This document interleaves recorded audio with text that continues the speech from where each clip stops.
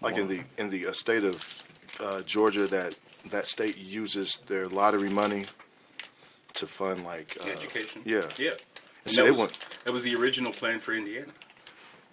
wow. But the good Christian folk of Indiana don't want sins paying for the education of our children. Seriously. This is to be a That's why fun we show. voted down. That's interesting because that that would help Okay, this is the live feed. IPS big time. Hello, viewers. This is the gray area, and we are live right now. I am Ray E. P Wills. Oh, it's AJ Miles. We have a guest. AJ Miles is in the building. What's good? What's good? What's going on? Thanks for being here. No problem. Yes, sir. Ebony Crow, our co-host for the gray area, and then we have Dr. Cosby. Just Brandon Cosby. That's all. You are a This is gonna doctor. be so He doesn't hard. want This any- is gonna be just the Dr. hardest thing Cosby. ever. No, Listen, he this- doesn't want any attachment to Bill Cosby. That's why. That's what it is. He doesn't want See, the any thing, attachment to Bill Cosby. Wow. That's why I just said, hey, just call me Brandon Cosby. Great. How about Dr. Brandon? Nope, just Dr. Brandon. the thing is, we need another Cosby. Okay. So, I mean, are you willing to step into the shoes? I'll step into the shoes of the man that he was back in the 70s. Oh, gotcha. Okay. Okay. Got You you. know, and when Yeah. we were the ones that made him a millionaire. So, what do you think happened? Like why he changed? I think Yeah. he became more interesting in appealing to predominant white cultural attitudes. And so he wanted to be the spokesperson for black folks, but it stopped engaging and interacting with black folks, and it completely lost touch. So then all of a sudden, Bill Cosby became the person who, that white people looked to for justification for a lot of the racist things that they wanted to say about our kids. And he gave them permission to do it because then he would go on television or in the middle of some conference and prattle on forever about these damn kids and pulling their pants up and this kind of nonsense, as opposed to, staying true to the fact that he was only in that position to begin with, and white folks only knew who he was because we made him rich first. We made him a known commodity first. And he lost touch. He completely had no grounding connection with black folks anymore. Wow. Right. He wrote a book or something for us Right. to do better. Right. It's Act about better. it's about as as needed as another book from Steve Harvey telling us how we ought to be. That's a whole nother look. That's a whole nother segment. Hey, yo. That's a whole nother segment. Go buy my book. Don't buy Steve Harvey's. I mean, because oh man, don't get me started. Well, I mean, to each his own. I mean, and one thing I want to reiterate, in the black community, we got to get away from disagreeing with people and shunning them. We can have disagreements with one another, but that doesn't mean we should hate each other. Right. You know what I'm saying? We got to get away from that. It's nothing. It's like you're arguing with your brother and sister. At the end of the day, you're gonna love them regardless. Right. So the way I see it, I disagree, and I always use this example. Those who know me know that I like Floyd Mayweather as a boxer. He's a great boxer. Yeah, you can't argue. I disagree with his showmanship. I disagree with his antics off the boxing, match. Right. So it just he get in that ring, I'm ready to watch. Outside of that, I don't want really nothing to do with him. It's nothing against him. I wouldn't hang with him because it's just not who I am. Sure. Right. So, but that doesn't mean I have to hate him, right? Right. Yeah. So- but for me, I draw a line with the difference between Patrick and I. I'm sure before the end of the show we'll have enough to go around about Nas. Right? Like, Yeah. We can have And we will get in. We can have a difference of opinion about something like Absolutely. that. Right. But there's a difference between saying we can push back or debate about the beliefs or the values of someone like that, Right. versus a black face standing up, representing and acting as if they are the spokesperson for us as a collective, Right. and the harm and damage they do. Oh, for sure. For sure. Because then You my have a energy responsibility. and my hostility Right. coming at you is around self-preservation. Right, Like you're right. making my life hard. You're making my Absolutely. kids' life hard. You're putting my people in jeopardy. So I got to deal with you differently. Absolutely. Than just just a theoretical difference of opinion. Absolutely. So- Absolutely. So basically, we're going to look at Floyd Mayweather as, like you said, as his antics versus he's a good businessman. Right. He's a good philanthropist. But see, I mean, Floyd, to me, I don't have a problem with Floyd on really any level. I mean, I just think that a lot of his actions are mainly based on what he went through. Right, And he just, yeah, and he just super Hurt confident. people, and Yeah. he does tend. I mean, just like anybody, no matter how much money you have, no matter how much power, no matter how much popularity you have, if you are damaged, it's going to reflect some kind of way. Absolutely. And you still have a responsibility. At the end of the Right. day, if you have followers, viewers, Right. whatever you want to call it, you have a responsibility at the end of the day to think about the people that are following you, and they're following you in numbers. You have a responsibility to be, Yeah. but we didn't come here to talk about that today. I have a I don't question. want to get away from the topic. I have don't a wanna real get away quick from- question. We're He we're said- building. We're building. Yeah, that's Go how, ahead. that's how it always goes, right? He said he doesn't have to stand up and be a spokesperson, like for the black community, like he's speaking for all of us. My question is, do we have a spokesperson, and do we necessarily need That's a one? good one. We don't, but we all Do we are. need one? We all are Right. spokespeople We- for right. for the community. And if you were born black, you came out having a responsibility. That's right. Right. Because other cultures do the same thing. Latinos, Asians, they all obligate themselves to helping their community. Yeah, And but- we got to get back to that too. Yeah, but there's more structure with them than us. Absolutely, I And- agree. And But we I think that- we can debate Uh-oh. some things on that. because from my perspective, they know where they come from. So when they cross the border and come Good here, point. they know that okay, where they're from They is have a worse. foundation, yeah. So they come here and they're more unified. Whereas us, I mean, we've been stripped of everything. So the leadership, there's like so many so-called leaders, but their foundation is on different things. Like Right. So it's We know. We see it. We see it every day, everywhere. So we don't. You gotta have a point of reference. Yeah, we don't need a king. We don't need a leader. I say we don't. I say we need little leaders, but I know Dr. Brandon is going to What do you think, Brandon? What's up, chime man? in here. He's just itching. I mean, do you this think? this is a good Fire- point because fire in. you bring up a good question. And it's a question surrounding who are the leaders today for the black community. And the reason I said everybody needs to be one is because I feel like even though the leaders that consider themselves leader, they at some point lose themselves, and then you're like, well, who do I follow? Because their agendas I think we change. individually have a responsibility. Well, the biggest failing of leadership, regardless of race, is that people who end up having that kind of gravitas that makes us want to follow them on their way up. When they then ascend to that position, Right. they stop doing the things Yeah. that made them appealing to us and want to follow them, and start thinking about what they have to do to keep that position. For sure. Which then nullifies their capacity to be authentic leaders, right? And that is problematic across any race or whatever kind of field of leadership we want Right. to talk about. But in the context of black folks, the danger with it is that the important question he asks is, do we need leaders? And the answer is yes, but before we can say who and what kind of leaders we need, we have to know definitively what we want. Right. Exactly. Absolutely. That's a good point. So, Absolutely. So I think it's about levels, and not necessarily levels. I don't want to say that like I'm stunting on anything. It's about a level of understanding that most people might have, right? So if we're on that, we're going to have to find the leaders that that follow, but the leaders who want to lead typically aren't leaders, because the ones who are leaders are trying to feed everybody.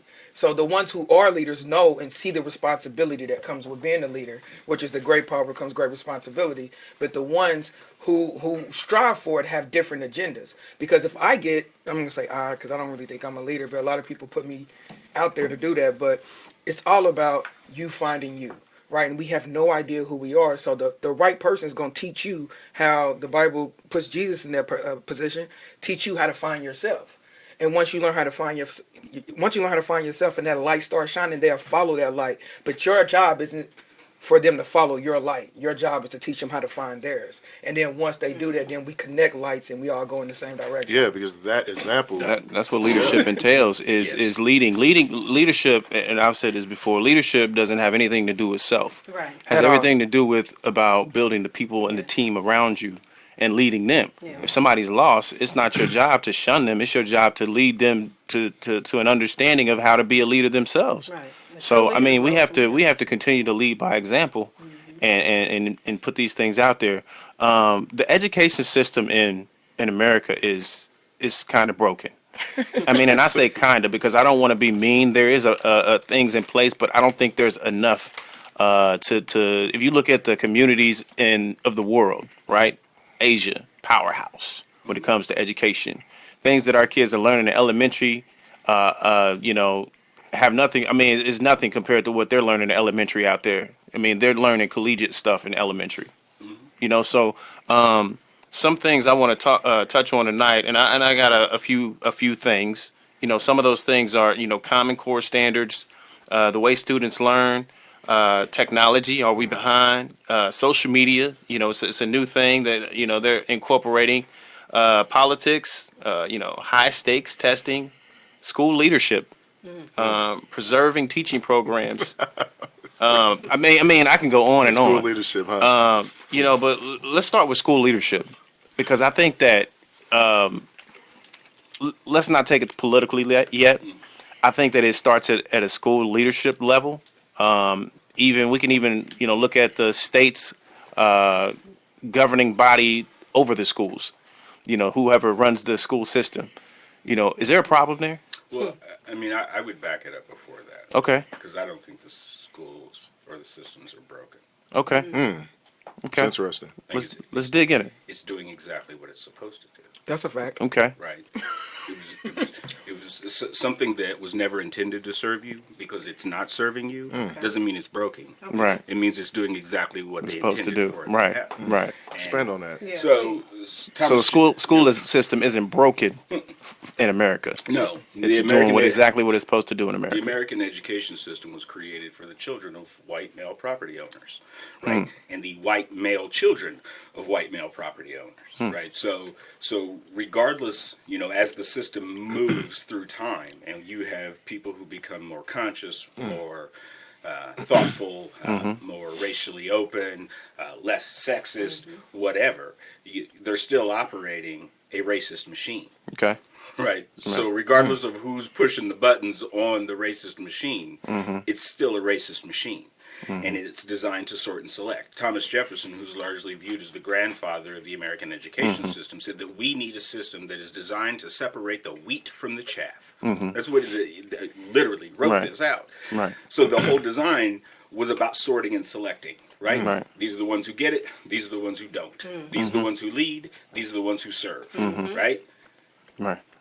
That was 200 change years ago, and it's still doing the same exact thing.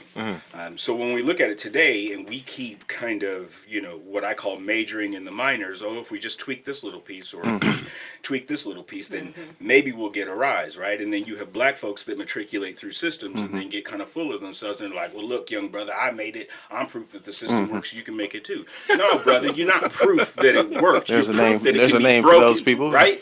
You're proof that it can be broken. You're Right. proof that it can be interrupted. Your survival in making it through that system is not evidence that there's some good value to it. No, you got lucky. You survived. You made it all the way through. Or you And- or you adopted their ways.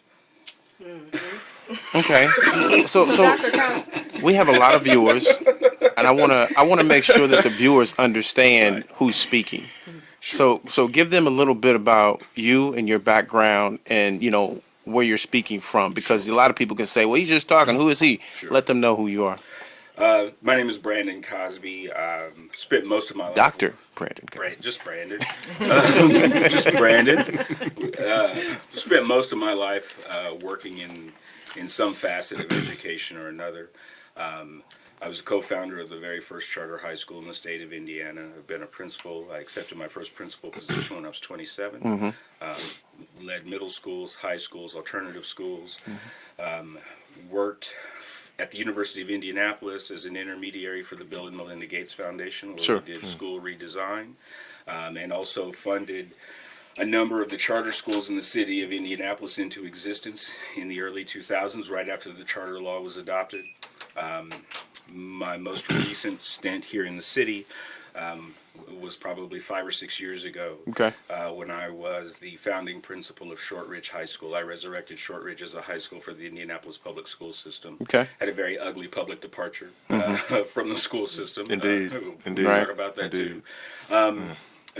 After that, I spent 6 years working for an educational technology company. So Okay. in 2015, I flew 240,000 miles, was in more than 300 schools across the country. Wow. So working in the world of education, looking at it either through the eyes and the filter of the students, parents, community, school leaders, Right. administrators. I'm also married to Gail Cosby, who was a former IPS school board commissioner. She just came off of serving a 4-year term with the Indianapolis Public School System Board. I mean, education is a family business for us. Wow. So you're not just talking. We're not just talking to anybody. You know, this is from somebody who is well delved in the educational system. What made you want to get into, the education field? To help. Because I hated school. You wanted to fix Literally. it. So you wanted to. Really. So I grew up just east of here. I'm from Newcastle, Indiana. So like, if you know any black folks from Newcastle, tell my family what's up. Are you familiar with the Archies? in Like I Newcastle? said, tell my family what's up. Wow. Absolutely. That's awesome. Archies are my cousins. Wow. Yeah, I mean, our families are there ain't but 6 black families in Newcastle. Right. But growing up in a racially divided community like that, being poor on top of it, so it was a double binding dilemma. Yeah. In a community that was also heavily focused on athletics, right? So Right, I'm right. poor, I'm black, and I'm fat. So it was struck out on every single level. Like none of those things were going to work for me. Wow. But I remember being just outraged. Not allowed to take advanced placement and honors courses because the classes were magically full. Though Yeah. watching children who were significantly less intelligent than myself be allowed into those classes. It wasn't until my sophomore year of high school that I walked into a class. It was a speech and debate class where the teacher heard this voice, right? So the voice then mattered more than what any of the things that were said in the community about me or how poor my family was Sure. or the legal issues that members of my family had experienced. Now all of a sudden, this was marketable. This could do something. Right. But all the way through. I mean, I was the first black commencement speaker at our high school. Yep. And even then, was harassed by the administration all the way through. My guidance counselor looked at me going out the door saying, "You're poor, you're black, and you're a nigger. What makes you think you can do anything with your life?" Wow. So for me, it was always in the back of my head saying, somebody should do something about this. Like this is not normal. This is not okay.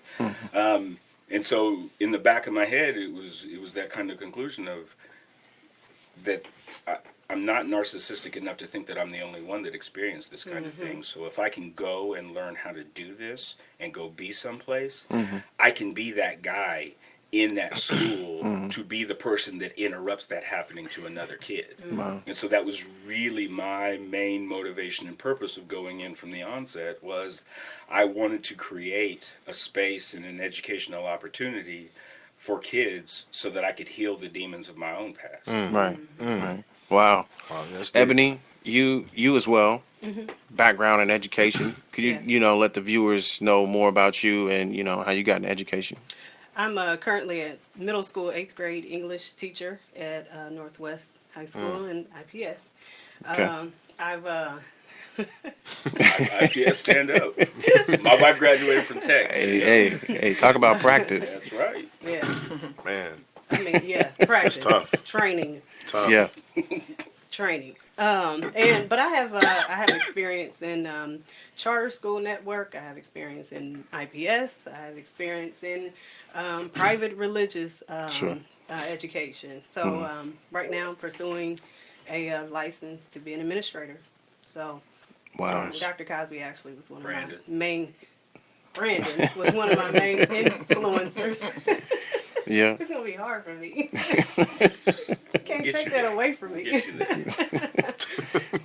But yeah, so that's where I am, and actually, I got into education for the same reason that Right.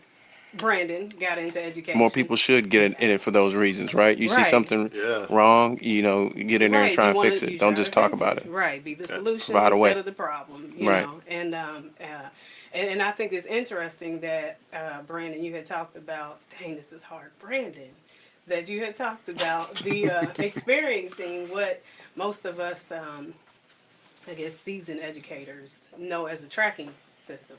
You know, with tracking system, and they say it doesn't exist anymore, which we know. it Explain does. that. A lot of people got don't know about the better. tracking system. Yeah. Go in Tracking the, system is just like Brandon had spoke about those AP classes that you know are available for you. Yeah. You know you qualify for them, but they don't have any room for you oh, because they're all filled up. It's basically you have two students. You have a student who basically is going to be your employee, and you have that student who they put on a track to be an employer. Or the boss and the worker. And just like Brandon had talked about, that's basically the whole point System. of the American education Wow. system. Yeah, it is. Yeah, to wow. produce Yeah. laborers and produce bosses. Fact. Yeah. Then that might explain why they don't talk about credit and finances much. Exactly. Yeah. Oh, Yeah, notice. Yeah, Well, we they don't. do. There's It a lot of just- schools just that don't offer. Depends on which class you get to be. Mhm. Those conversations happen. Right. AJ, real quick, Yeah. you being modest right now, but Nope. you do a lot with children. All the time. And that didn't sound I mean, right. no, yeah. I mean, let's In the let's not subway- even let's not in even the go. subway days. Yeah.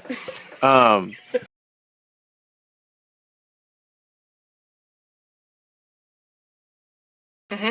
you know, to tell people a little bit about you, your background, and you know what you've done for the Well, children. right now I have a company called Real Change. Me and my best friend Mike Brooks, y'all might know him. He was a principal, and he actually quit his job and decided to like create something to where he can, you know, contribute more for our culture and just contribute more. Period.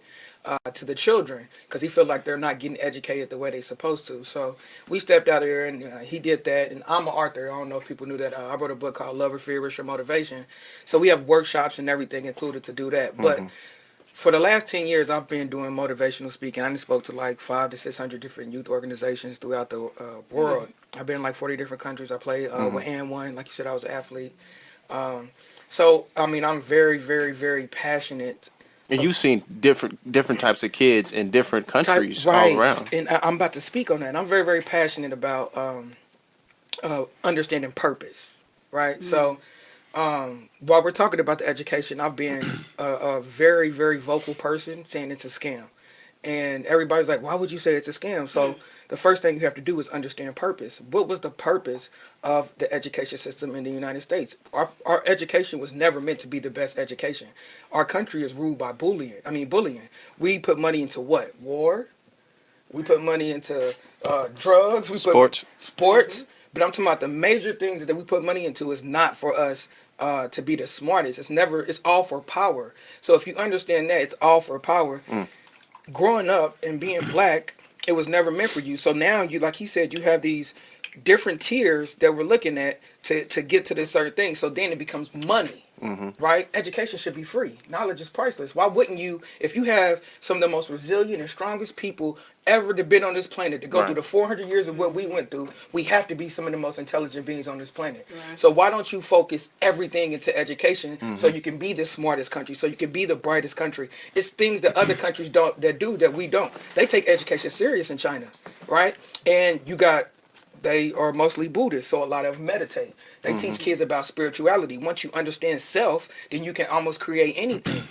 We don't teach self. We go what she said. We teach laborers. You tell them, you got a kid, go into class what you want to be at 5. What do you mean what I want to be? You want to be a fireman, a police officer? They putting you in jobs instead of telling you to find Yeah, yourself. you know, yeah. Yeah, they're not Yeah, they're already teaching us- putting you in the box. They're not teaching children to say, oh, you're good at that. Let's water that seed and let that grow. They don't want you to do that. They want you to be whatever the system is that makes it work for them. So that's Yeah. why most black people are pushed to athletics. That's why we're mostly athletes and mostly entertainers, and we don't go into the other things because they want to make money off of us. Everything they do for the education system is like she said, to be laborers. So Yeah, to be submissive. and on No. top of that, if you look at excuse me, the last thing is the student loan and all that when you go to college. That's the Right. only thing you can't get off your bankruptcy. Like you have to pay that for the rest of your life. It's literally setting you up for so much debt. It's ridiculous. We tell people the American dream is to have a job, have a degree, have 2 kids, all this other stuff. But reality, the American dream is to be debt free.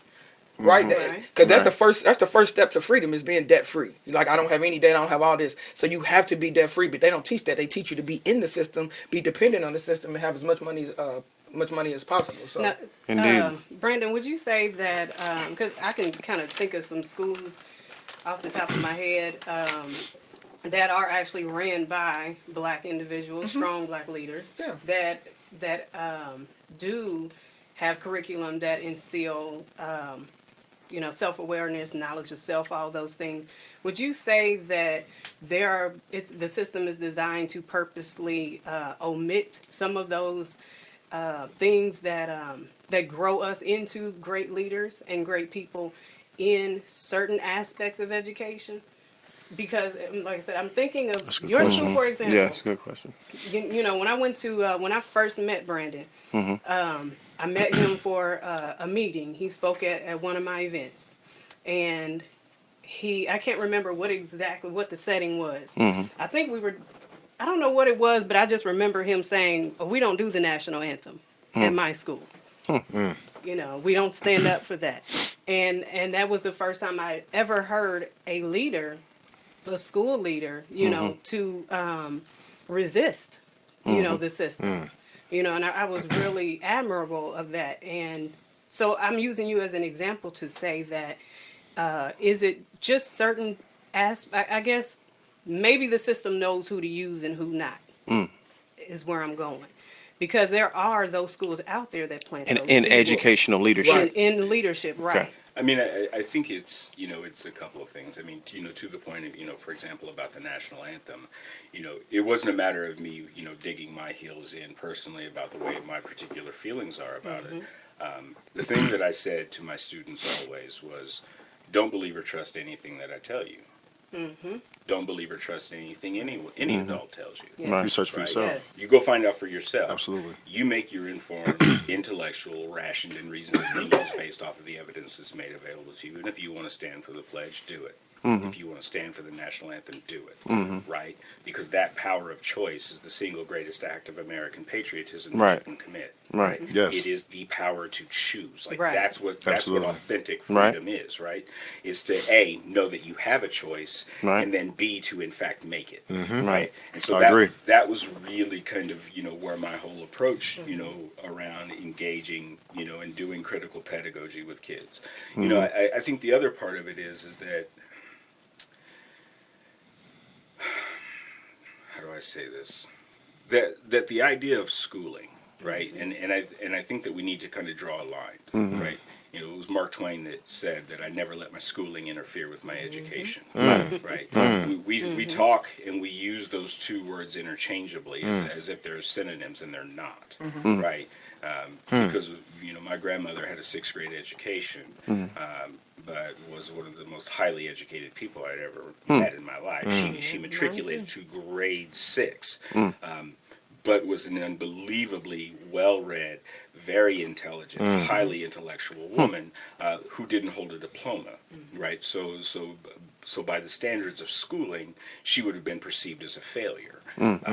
Based off of the life lessons and the principles by which I live my life that were handed to me generationally through my grandmother to my mother to me, that lady was a scholar. Right. And so I think that we have to separate it out and talk about like this thing of schooling that we all are dancing with or wrestling in with some capacity of like, what is the purpose of it? Who is it for? who benefits from it, how can it be rearranged, reorganized, blown up, and something new created. And that was Sure. always what my goal was. Right. Was that the thing that I would always talk about when I was at Shortridge is that we are going to create an elite academic opportunity for kids here that rivals anything that is offered in any private school anywhere, right? So that was the whole process of creating a system of schooling that made young, poor, black, brown, and white kids from across the city have the same opportunities of Right. rigor, the same intellectual challenges that I knew were being discussed at Cathedral or Park Tudor or Right. Buff or North Central or wherever else, right? But to do that, there's this crazy thing that people say, oh, well, you're in the hood? Oh, well, you got to be like Joe Clark with these kids, right? Because that's the mentality that we Right. have, is that, you know, we have to be very heavy-handed and strong-fisted with our kids, you know, that's this slave master overseer mentality. When in reality, anyone who ever spent any time with me in my school knew that the number one ruling factor in my school was the capacity of love. Right. Absolutely. Yeah, Right. I can 100% attest. And so you're battling, trying to create an opportunity with sometimes folks who look like you, who are the most vicious resistors of what it is that you're trying to create, because they don't believe our kids Right. deserve that Right. or are capable of Or have the handling it. capacity. Yeah, Yes. handling that. And- Like you have to, you know, talk to them in, like you said, that Joe Clark way, and that's not the case. Like, you know, when I first met Brandon, you know, we talked, you know, a lot in his office, man, you know, about how to, you know, reach the kids and stuff. So my role was to, you know, take the so-called bad ones and, you know, talk to them and, you know, just mentor them. And then I would, you know, report back to him. And, you know, we would talk about, you know, like their background, you know, their parenting and, you know, just everything like that. But what I could 100% attest to what he just said is that I literally witnessed that. I mean, I really have never seen, you know, and, you know, I went to college, like there's only a handful of teachers or administrators or principals that I've ever met that really took the time out to, you know, talk to the kids or really deal with them. I mean, I've seen him in tears before, you know, just in tears because he really loved and cared so much about the kids and their Right. families, you know, and there's so many stories, man. And he gave so many kids an opportunity to stay there that a lot of the people wanted those kids out. But he really worked, you know, with them. And, you know, I did my part. But, you know, to witness that and how he was just rejected, man, I mean, it really literally broke my heart. Because, you know, it just seems like someone like him, you know, myself, and other people, black people that I know that worked in IPS or wherever, they try to get rid of the people that Yes. genuinely want to help the kids. Well, because when you have those kinds of teachers, you give them those students you give them power. You're empowering them to be, like Brandon said, to actually be what did you say? Basically, to do the opposite of what the system is designed Yeah. for them Right. to do. You know, and that's not the end goal. You know, the end goal is to make workers. You know, the Right. end goal is not to make entrepreneurs, not to make presidents. You That's- know, it's that's why not. the You're right. country is upset. Well, that's why you go on Fox. Everybody is just. I mean, they so happy that Right. we no longer have a black really, that's what it is. We don't have a black president. It's Right. not that they love Trump. They're just happy that we don't have a black president Why is that? anymore. For sure. For sure. Why is that, though? Well, I mean, I honestly, I'm not Caucasian or white or anything. I mean, we know But we. what It's I not your can turn to say- speak for them. Right. Yeah. I mean to be. I'm not their vice, Jared. Sorry. I mean, and there's a short, quick answer for that. I mean, you grow up in a society, predominantly. This country is predominantly white. Okay, so a lot of people grow up with those kind of people. So you know, it's foreign to them to be in a school. You know, most of these schools in urban areas, you know, rural areas. There's maybe one or two black people. You know, and those people are have adopted to. You know that culture as well, so they're somewhat accepted, but not accepted, right?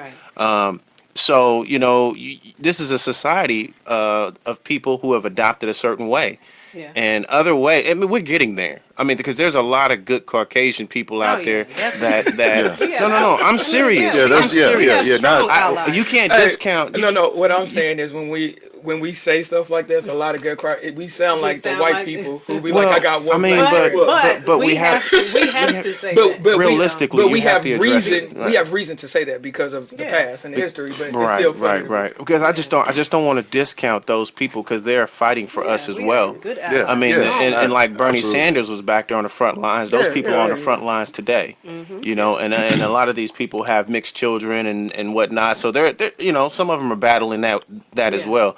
And two quick things. I do think that there's a certain approach to teaching African American children. Yeah. I don't think it's the Joe Clark way, but I think there's an approach. And I'll compare that approach to just imagine, you know, people go to war, right? You know, if you're a Vietnam vet or you went to Iraq, you come back, you may have some post-traumatic syndromes, right? From being at war. Now you have to adapt to a civilian life. I believe that African American, from the time they're, you know, in school to the time that they're adults, are dealing with some form of post-traumatic stress.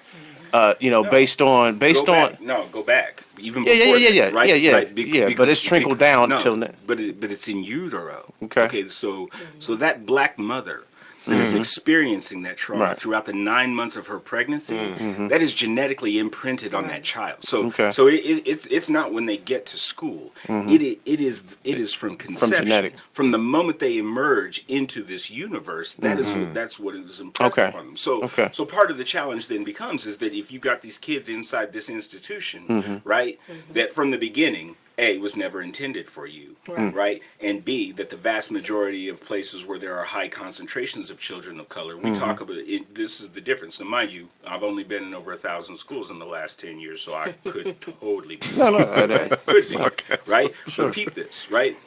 That you walk into predominantly black schools in inner cities all over the country, and they talk about compliance, they talk about control, right? They talk about discipline, right? You walk into some of the most elite, academically affluent, predominantly white schools, and they talk about ownership, they talk about leadership, and they talk core about values. right.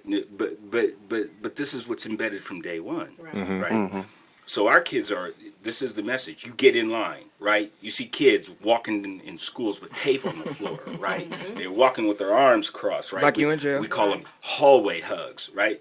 Kids walking look like they're in straitjackets, right? They turn the lights off in the cafeteria, and the kids eat in total silence. And if they're good, they turn the lights back on and let them talk quietly to the person sitting directly across from them for 5 minutes, right? What other institution in the world looks like this? Jail. Prison, exactly. right. So, and then the same thing, uniforms, right? Because we want all kids in khakis and the same color kind of shirts. What institution looks like Jail. that? Prison, Yeah, prison, right? yeah. Like, because that's what it is that we internally, and black folks have manifested internally that our kids are to be controlled, right? Right? That literally, that one of the most influential black leaders in this community looked at me and said, you know what your problem is you let these kids think that they're special.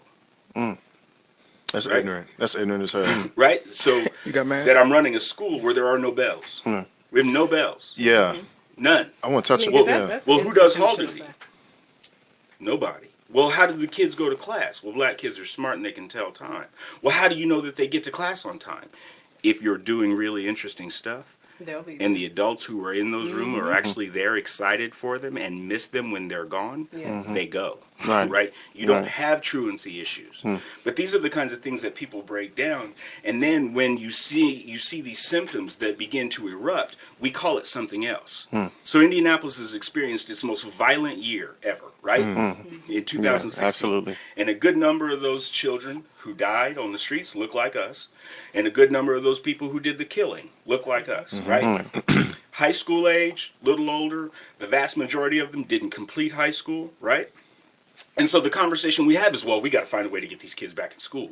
We got to find a way to get these kids back in school. We got to find a way to get these kids back in school. But nobody ever bothers to ask the question, first of all, are these kids who are standing on the corner stupid?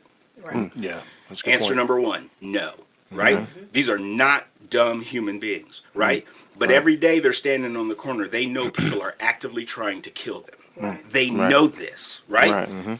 But nobody has bothered to raise the question about the fact that these kids who know every single day that they're on the street, people are trying to kill them, choose that than be in these institutions. Right.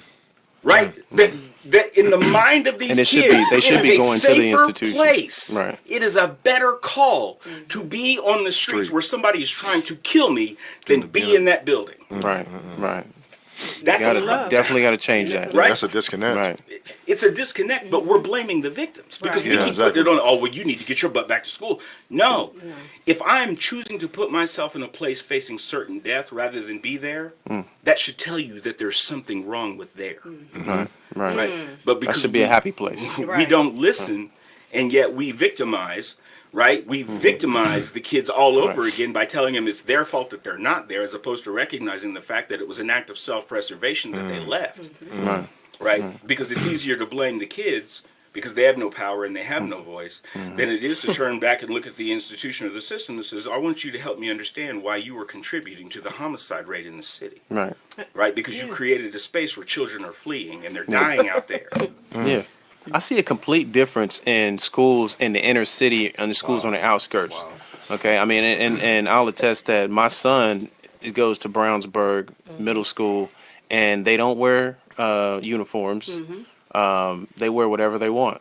If they want to wear pajamas, they wear them. My son goes out of the house with some of the craziest stuff on. And I mean, and he comes home like nothing happened. I'm just like, you wore that today? Like a member of Outcast, right? You know, Right, like, right. yeah. And it just shows you that these schools are allowing kids on the outskirts are allowing kids to come as themselves. Well, I tell people this all the time. No matter what school system, township, whatever district a child is in or children are in, the children are all the same. Right, absolutely. Same child, Right. but it's a different culture. Right. So if that culture is set, they know what they can do, they know what they cannot do, and if they're allowed certain provisions, they know not to take advantage of it. So I think it has a lot to do with the culture of the school. Because again, the child is So is is it- still the is it same. the You got school's poor fault? black children in township schools. Right. You got poor black children in Lawrence Township Right. where they also Oh, they're share- all over. Right. Yeah, When- yeah. when we yeah. went there, It doesn't matter where you live. Right. It's poor Okay. everywhere. Hey, yeah. when I was going to Lawrence North, I was not in a well-to-do, neighborhood. Right. But I went to school with students who were well-to-do, drove BMWs and everything else. Absolutely. But we knew. But I also went to Northwest High School, Mm-hmm. and when I was at Northwest High School, I knew what I could do. When I went to Lawrence North, it was a totally different Right. ball game. Right. Same child, So is the school's just a fault? different. The schools can adapt. Well, here's the thing. No, They won't because it's Well, here's the that'll break thing. the system. The school wants the student to adapt to the school versus versus the school actually adapting to the child. Right. So just like Brandon said, we look at children with a deficit mindset. As in they're already empty when they come. Right. Versus not realizing that child on the corner is Yeah. very intelligent. Yeah. He's intelligent enough to know that I'm on the corner because I know when I go to school, you're lying to me. This think is how intelligent you have to understand these kids are, right? When was the last time you heard about a meth lab blowing up? Or a crack lab blowing up, right? So for every time that you hear that there's an epidemic of these kind of drugs, but you don't hear about any explosions, those are master chemists at work. Right. exactly. Absolutely. Yes. Right.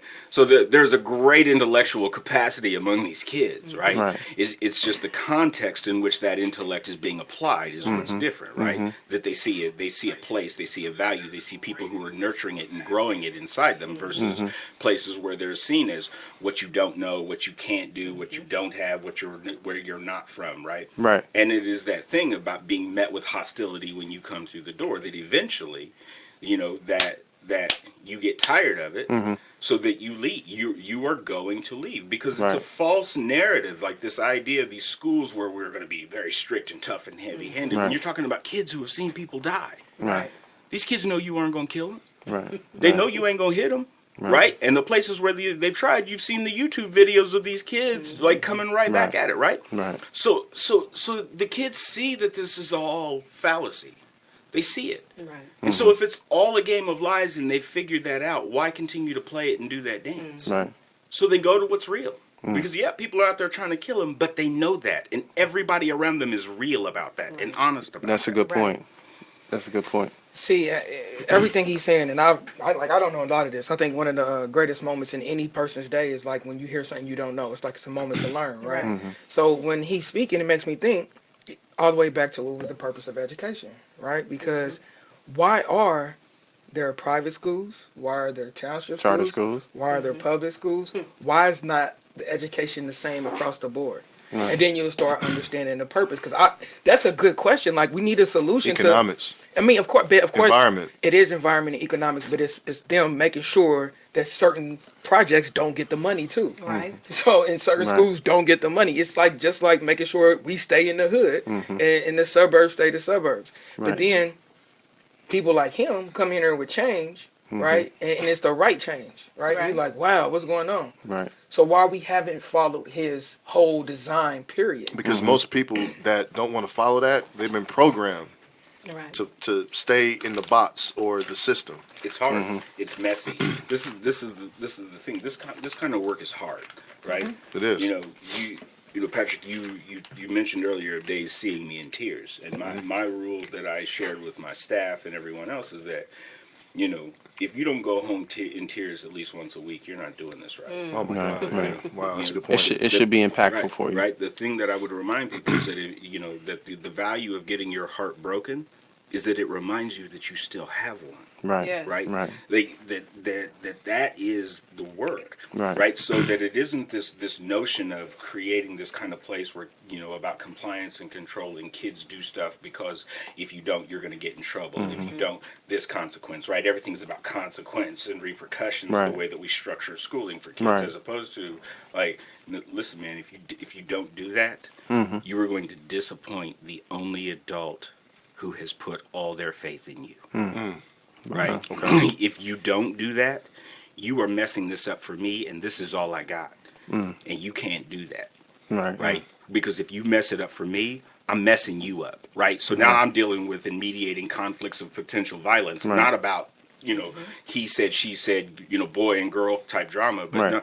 no, you can't come here and mess up this because I've been waiting my whole life for this. And I Right. got a lot riding on it. And nobody's coming through the doors to mess this place up. Right. So immediately the adults ceased to be the ones that had to police the school because you had kids that finally found something, Right. found a place that was unique and special enough for them that they were willing to protect it from anybody coming in and messing it up from the outside. Right.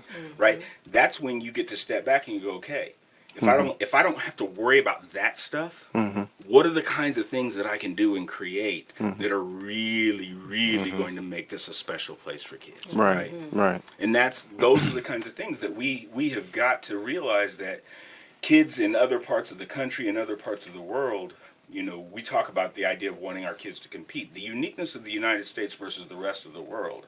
And, you know, we can talk about, you know, assessment data. I don't put a lot of stock in any of that. I think it's Right. all that type Right. of data it's a false narrative, It but is. it's Right. quantifiable and Right. it's something Right. measurable that gives people to compare. Right. But the one thing that historically the United States, and even still, which is why, for example, the vast majority of graduate degrees in the United States right now are actually being handed out to foreign nationals, is that kids come from other parts of the world to come here to the education system because the one thing... Who are that extremely smart. Right. Oh, yeah. I mean, Yeah. yeah. Right.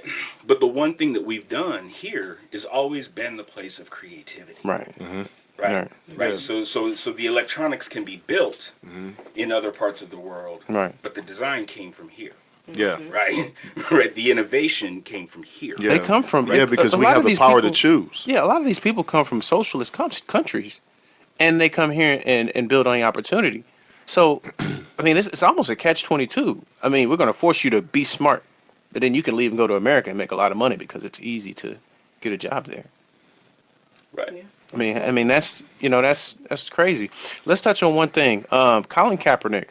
Okay, I just want to talk about him because Start laughing. I believe it's trickled down into kids, and they are now finding good ways to silent protest. Do you think people got frustrated with Colin Kaepernick because he was black, or because like what do you because I mean and this is rhetorical, of course. No, But I want to come from a place where we could discuss it in an environment that makes sense for people, because there's a lot of people that don't understand why he silently protested, and they were frustrated.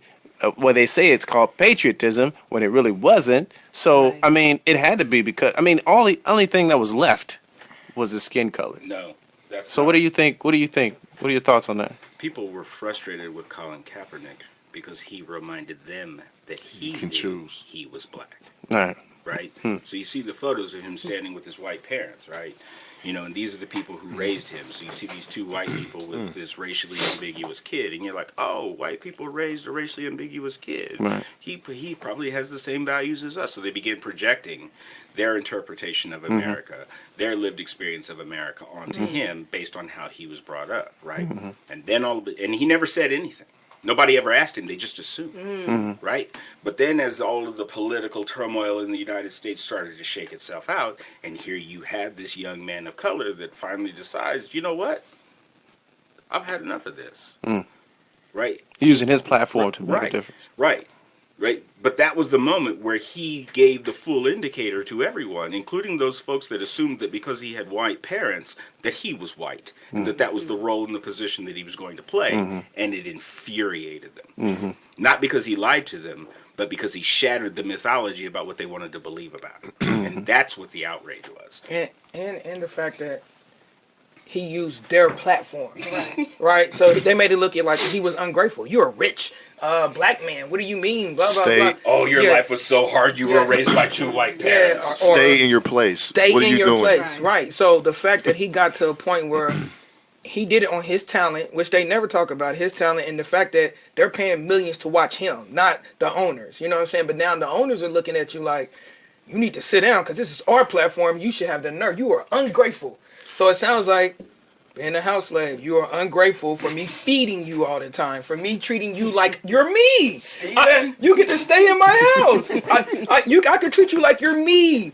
So Why you do should- why do you why should why understand is more that than anybody. entitlement there? I mean, because Let's I get mean, back if to you look purpose. at the NFL, it's predominantly African Americans. Name one black owner. It's almost like a gladiator thing, though, right? Hey, you know what? I want to say something because I analyze stuff a lot, probably over, analyze stuff. Now, when he was taking, when Kaepernick, when he was taking that knee every Sunday or whenever they played, there's over 500 white players in the entire league. None of them took a knee. No, some of them did.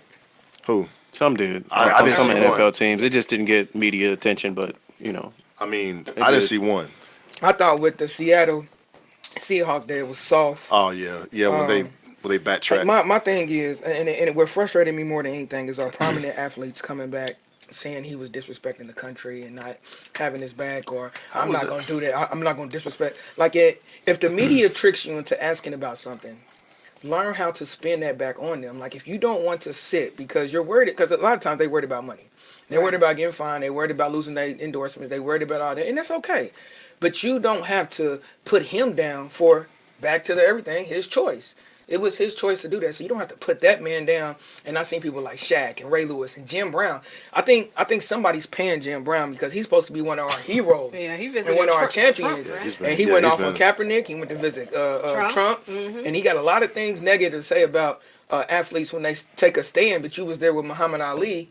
I mean, he took his own stand. It was Right. like, but I mean, and I think part of it is, and this is one of those dilemmas that we as people have to really have a conversation about, right? Yeah. Like, do we, the pressure that we're under, it's like, for example, if you come home at night, you turn on the news and you hear, well, there was a shooting on the South Side, and you start getting all these details. Most black folks, subconsciously, the first thing that we start saying to ourselves is, please God, don't let him be black, right? Right. Right, because the behavior of that person then gets held up as representational for all of us, right? Right. And what we say is that the behavior or the actions of one person, one of us, shouldn't define all of us, right?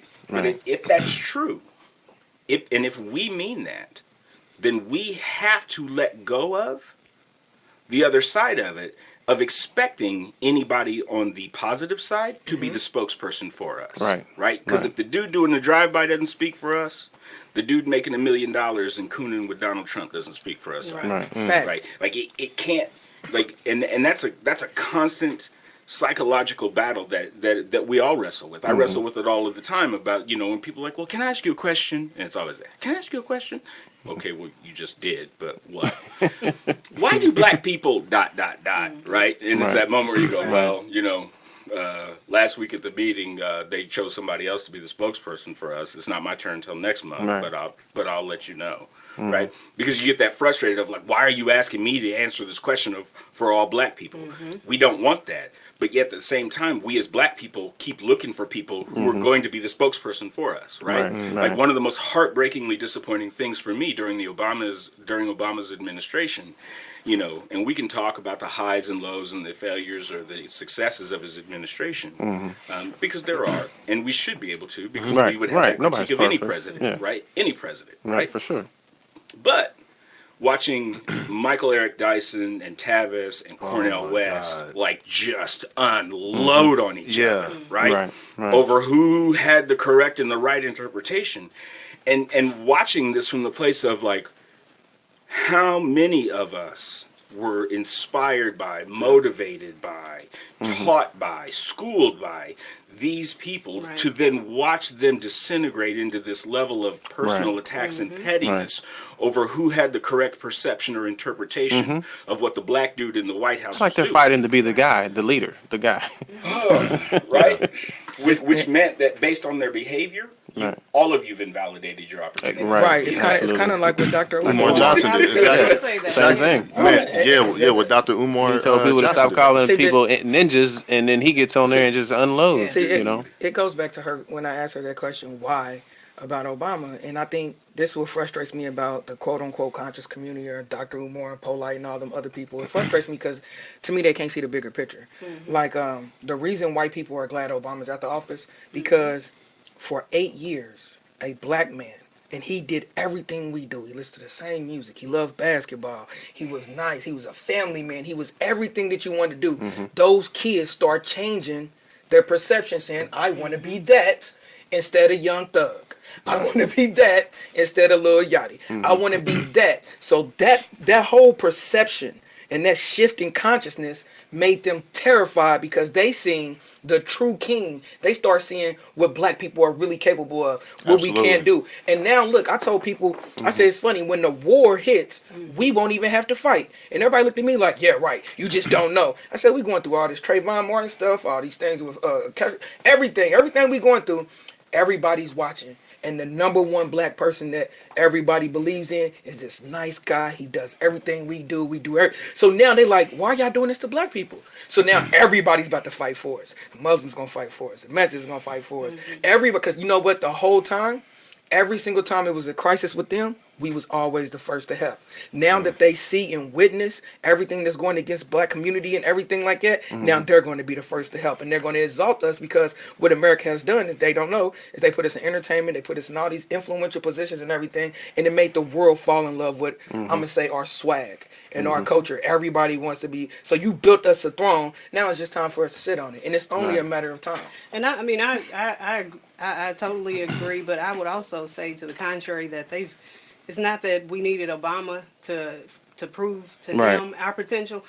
I think they already knew our potential. Oh, of course they did. Yeah. E.g. why they made Absolutely. us slaves. Right. Yeah, that's why they stripped us we of were everything. chosen. So they already knew our potential. So the fear is actually already there. Yeah. That's why we have the racism. That's why we Right. have all of the things that we have to the system. For sure. All those things to purposely try to keep us inferior. So sure. I honestly don't think it took. I think it took Obama for those who didn't know that they were powerful, but to have that confidence. But when it comes to white supremacy, they already know who we are. Isn't it amazing that he's been this nice of a guy for 8 years and they still hate him? Yes. Yeah, don't go to fight. Don't go to Fox. That's Do yourself a strange. favor. Do not go to Fox News. Well, that's That see, is that's strange. Read the comments. It's super strange when black people All the way really up have until it. the inauguration, he's just been such a gentleman. But it's And programming. he could have It's all been programming. very vindictive. He could have had some people offed. you know, but And I mean, I think part of it, is, my background in the world of speech and debate. Like, I mean, I love to argue. Yeah. Oh yeah, I know. I never met a fight I didn't it's good like. for Oh, yeah, I learning. know. It's good for learning. But so part of that is rhetorically is trying to step back as objectively as possible and look at what is logical and reasonable critique, Right. not of the black man sitting in the White House, but of the Democrat sitting in the White House, Right. And Right. and being able to filter it through this perspective of every Republican had serious critique of every Democrat who ever sat in Right. the seat, right? Right. That's true. Every Democrat had serious critique of every Republican who Right. sat in that seat, right? But there's a point where you see that and you kind of try to weigh it against that. But then there's this exponentially more insane kind of stuff, right? So you listen to Donald Trump's inaugural address the other day, if you call it that, right? Which, by the way, I didn't get to dude listen plagiarized Bane. Yeah, I saw that. Right? Like, heard you about that. plagiarized Bane from the Dark Knight movies. Like, That's strange. that's I saw that. right. Like, it's bad enough that his wife ripped off Michelle Obama. Like, you could have at least done us a solid and like plagiarized That is some very of Barack's stuff. strange. No, you plagiarized a supervillain in a comic book movie. He said, "Give it back to you, the people." The Right. people, right? The acceptance of some of this Right. stuff is crazy. Right, and that's my point. No Is accountability. that the rest of the world is stepping back and going, even if there were points in time where we questioned how severe or how authentic this Yeah. racist stuff that Black Americans talk about, that to hear Donald Trump's address, you would swear that America was a dumpster fire, Right. Right. but you were talking about a president who leaves office after having eliminated the worst economic crisis since the Great Depression, right? That the most consecutive number of months of consecutive job growth in the history of the United States, that unemployment is at an all-time low, right? Like, I mean, it's not saying, oh well, it's just a difference of perspective or opinion. No, gas was $4. Gas was $4 when this man came into the White House, right? Right. I filled up. I drive a flex fuel car. I paid $1.87 for gas today, right? Wow. Like, $4, right? It was five sometimes too. Right. And It's so crazy. so the world is looking at this going, oh my God, right? This is insane. Yeah. The people who are so incredibly outraged with this president, it has to be about race, and they are so blinded about their rage toward him that they are ignoring the environment in which they are in a financial position to be able to even Right. complain about At the way expense that of they the Americans. I mean, the people who live and deal with this stuff every day. are. Right. You know. Right, but that's the sickness of the system, right? Right. Going back to that whole notion of sorting and selecting, right? Like somebody's got to win, somebody's got to lose. It's Right. that capitalist mentality, That's right? almost needed in a capitalist environment. Right, because the sickness is that we've convinced ourselves that in order to have a democracy, Right. you have to have capitalism, Right. Right, and those two things are You not need poor mutually people exclusive. and rich Right. people and people in the middle. Right. For capitalism, you do. Right.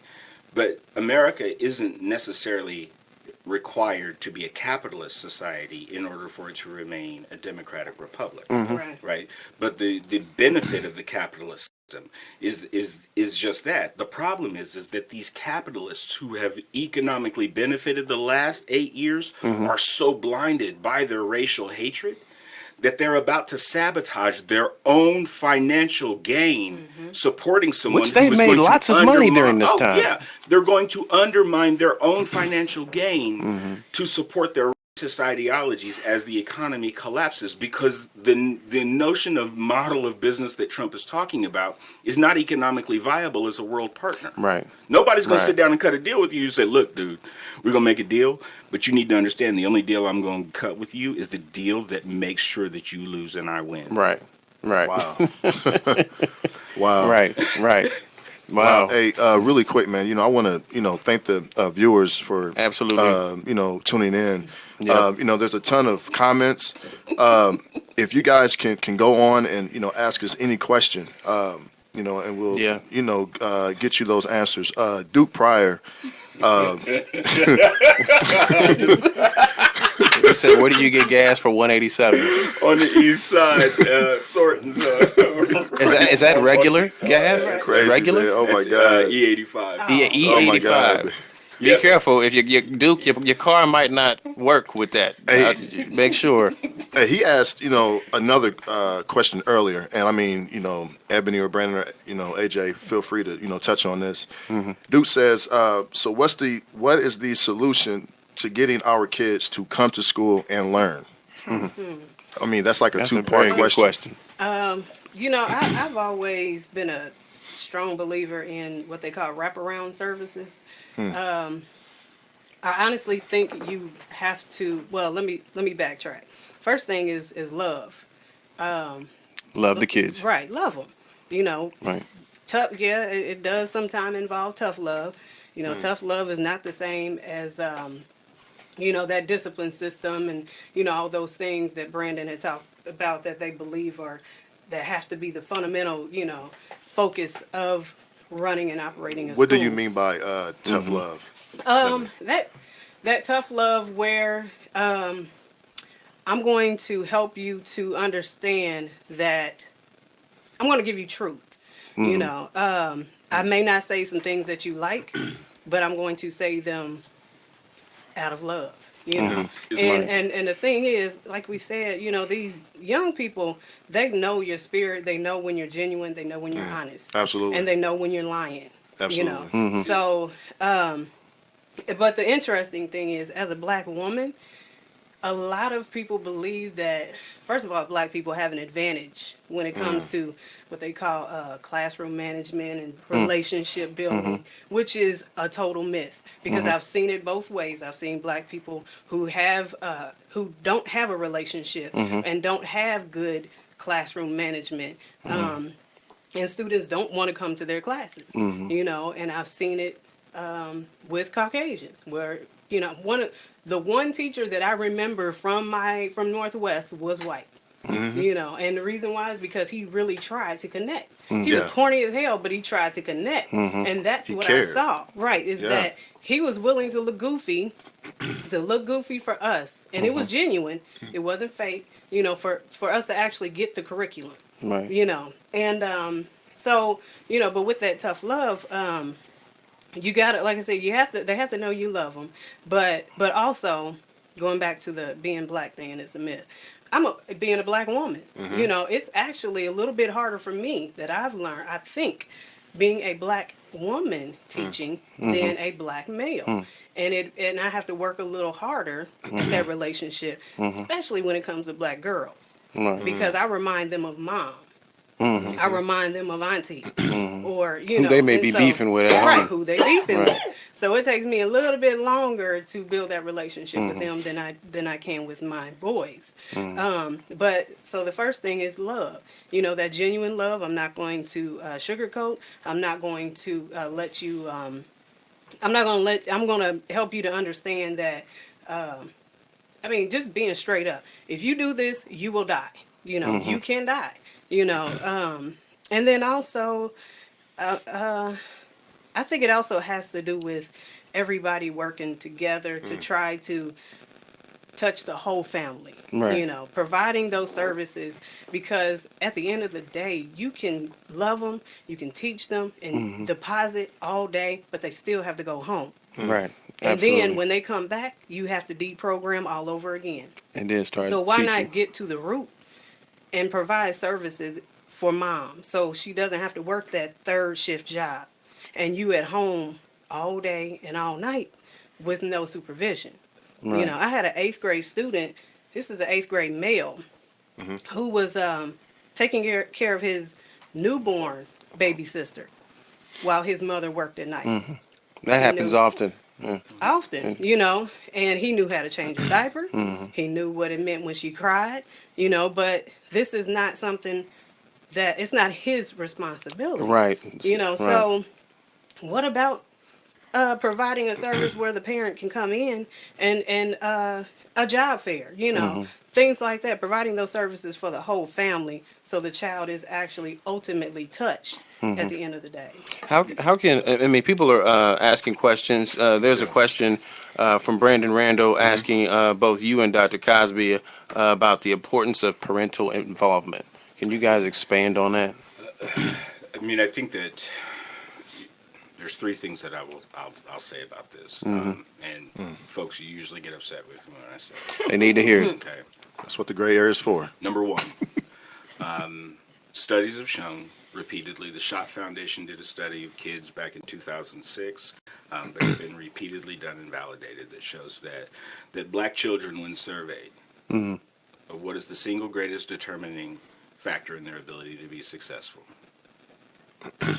consistently, their response is whether or not my teachers believe in me. Wow. It's not their parents. It's not themselves. It's not whether or not I got a clean school, nothing. It is whether or not that adult who is standing in front of me believes in me. And that's not to say that in order to be able to undermine the significant role of parenting or any of those kinds of things. But we're putting so much emphasis talking about the things that we can't control that we ignore the things that we can control. For sure. True. So when I conduct interviews and I'm talking to people and I say, so tell me, what is it about your whiteness that you think impedes your ability to teach black children? And if the answer is, oh, I don't see color, you got to go. Right? If you want parents to be more authentically involved, you have to recognize that the vast majority of parents who have their kids in urban settings were failed by those same urban institutions. Right. Absolutely. So when mama comes through the door and she's mad, she's not just mad particularly about her child being mistreated or disrespected in that particular moment. She's carrying the full baggage of every adult inside an educational institution who failed her prior to that very moment, right? And while as a principal or a teacher, that may not be my fault, it's no less my job to clean it up. Right. It's my job to fix it, right? Because I'm the only one who's here and ain't nobody else coming. Right. And so schools have to stop acting as if they don't have a role to play in healing and undoing the damage that was done to generations of folks before those children walked through the door. Right. Like that's the second part of it, is that as a leader, as a teacher, as a principal, like parents don't want to come into those spaces because it's traumatizing, right? Because they flash back to, Miss Johnson in the second grade who failed me or treated me badly, right? Any of those kinds of things, and they bring that, and it's a subconscious thing. They may not even be aware of the fact that that's what they're doing, right? And so the third one is that do you actually ask authentic questions of parents and then use that information in a constructive and meaningful and useful way, right? point. So when I look at parents and go, look, you know what? You are right. You got screwed when you were here. You did, and it was wrong. And I don't have any capacity to do anything about that. But what I can do is listen to you and let you tell me how people failed you so that I can build a system that doesn't do that to your son. There it is. Right?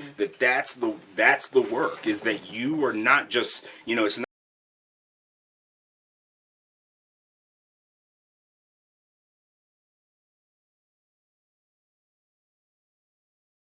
this, but literally to sit there with a group of parents and say, like running Shortridge High School, what the most heartbreaking moment was for me was when the black alumni started showing up, and they came in with their own yearbooks that they created, right?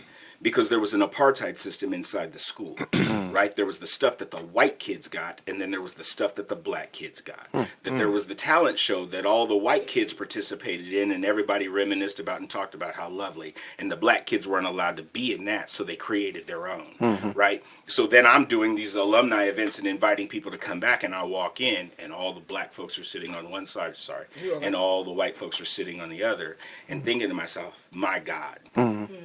How do I help create a space for these folks to be able to engage and heal each other? Absolutely. Because I need the wisdom of these elders to collectively inform what I'm trying to do for the kids that I got walking through the door on Monday. Right. That you have to take the sum total of that and then recognize that every single thing inside an academic institution is negotiable and flexible except the children who walk through the door. Right.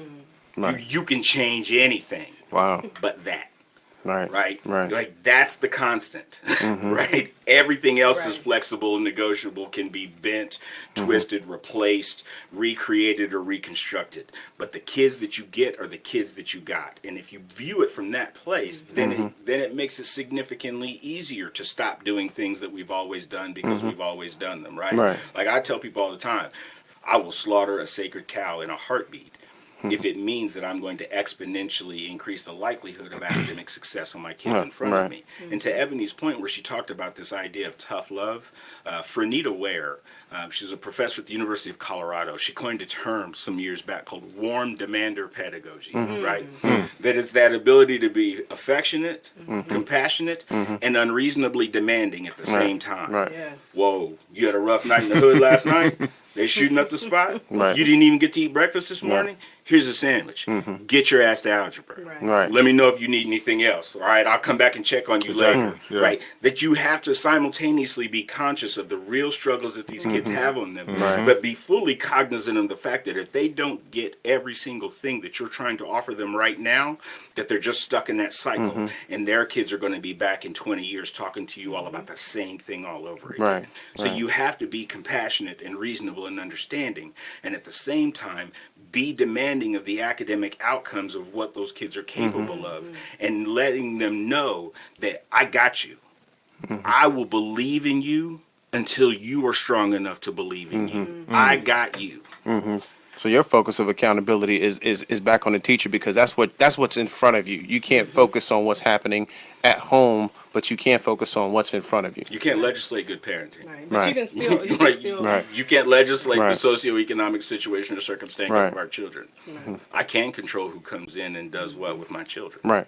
Right. and you can still, make it a team, effort, because parents want to be heard. They want to. Right.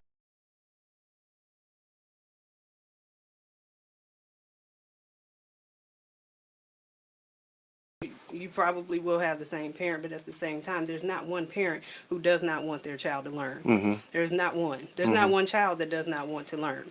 I think that, and I've experienced some of this myself. I did a test study with my son. He's going to be 12 next month, and basically the past 4 years I've been just trying to help him understand the school system. Because the environment he came from was different. The schools he went to was a little different. Coming to a school where mainly everybody learns different. They don't wear uniforms. Everybody seems to be smart and outgoing and social, and that was a wake up call for him. 4 years ago, but now he's getting basically straight A's. I mean, and then his lowest grade was a C. That was a B. By the end of the term. So I figured out something. From 8 to 12 is when a kid generally learns what he wants to be or is going to be. And I say that to say this, because when a kid becomes a teenager, you kind of lose them. This is where they figured out from 8 to 12, this is who I want to be. Nobody can tell me nothing. This is what I've learned. I think that there should be a university for kids between 8 and 12 that should be mandatory for all 8 to 12-year-olds, because I feel like what they gain in that time is what they take on into life. And I'm still learning with my son, but I know one thing: parental support is important. And sitting down with them, it's your obligation as a parent at home to sit down with your kids and understand what happened at school that day, go over homework, make sure that they understand what the teacher's teaching. There should be some accountability, some self accountability for parenting, and I believe that if parents focus on that, it's like parents tend to just send kids to school at 8 to 12, like, go to school, you're okay, you can talk, you can eat, you can go out inside and play, but they forget that they're also learning everything within that 4 years Right. that they're going to take with them when they become a teenager, this uncontrollable teenager that you're going to have problems with. So, a lot of people say these teenagers are crazy. Well, you think about what happened from 8 to 12. I mean, that's just my opinion. Well, but the thing that I was, and you're right, that 8 to 12-year-old range of a special place, it's called authentic middle school, right? And that if you really actually had a true middle school model that didn't operate like a big elementary school Right. or a little high school, where you actually recognize that the brain chemistry of kids at their Right. age are different. They are different creatures, right? And so therefore your pedagogy ought to be different. The Right. system in which you educate them ought to be different. The environment ought to be different. All of it. Right, but the mistake that we make because of the convenience of facilities and the convenience of adults, Right. we either cram them in the building with the elementary kids until they're in 8th grade, or we cram them in high schools with kids, right? And so they're too old, they're too young to be with a 12th grader, people think, Right. and they're too old to be running around in the same space with 5-year-olds, Right. right? Right. So they're this fish out of water, right? And so it's this place of crisis for them because we have done an absolutely horrible job of creating authentic educational spaces for them. But the other part of it is this: is that and the challenge that I say is that I don't disagree with what you're saying about parenting. Right. Right, like my 13-year-old, he's one of the most interesting people I've ever met in my life. Right, Yeah. like Patrick remembers him when he was 4 or 5. He's 6'1" now. You said Wow. He just turned 13. Wow. He's 6'1", 245. Are you serious? Whoa, right? And, Wow, and man. first of all, his deepest frustration is people look at him, how big he is. And the first thing they say is, well, what do you play, basketball or football? Right, And right. his response is robotics, Yes. right? Right. Yeah. And his Yeah. frustration is, Dad, why does everybody think that the only thing I'm capable of being is an athlete? Right. It's Right. part of the system. Right. That So I mean, I perception. sit down and I engage with my son. My baby boy is 5, right? Like, he's got a plan. He wants to be Spider-Man, right? You know, like, we got to take him to New York Little Pat. so he can sneak in to Oscorp, get bit by a spider. No, literally, he's got a plan, y'all. Right. Like, he knows, right? My daughter That's awesome. my daughter left on Monday to spend a semester in India. She's in Oh Bangalore, wow. India. That's incredible. Like, you know, my wife and I are very authentically engaged with our kids. Yeah. But that doesn't stop the fact that my kids, with 2 parents who are professional educators, of having to raise hell on their behalf from being victimized by the same educational Right. institution, Right. with parents who are savvy irony. enough to know how to navigate it, know how to go in and fight for them. And my kids, my 5-year-old was still hit in the face with a lunchbox by an adult in the school. Wow. Right? What? Right. Wow. Yeah. Right. You know, that I'm having to go and get in the faces of principals and teachers, you know, for my 13-year-old who deal with him like he's 18 because he's so big for his age Right, and tell him right. that he needs to grow up. No, he doesn't need to grow up. He's 13. Right. Right. He just Right. stopped believing in Santa Claus this year. And that's important to me for him to be able to live in that kind of an environment. Yeah, he has to go through his own process. Right. So my point is that you have 2 parents, college educated, professional educators, who have to fight tooth and nail to be able to have quality educational opportunities for our children. Right. Right.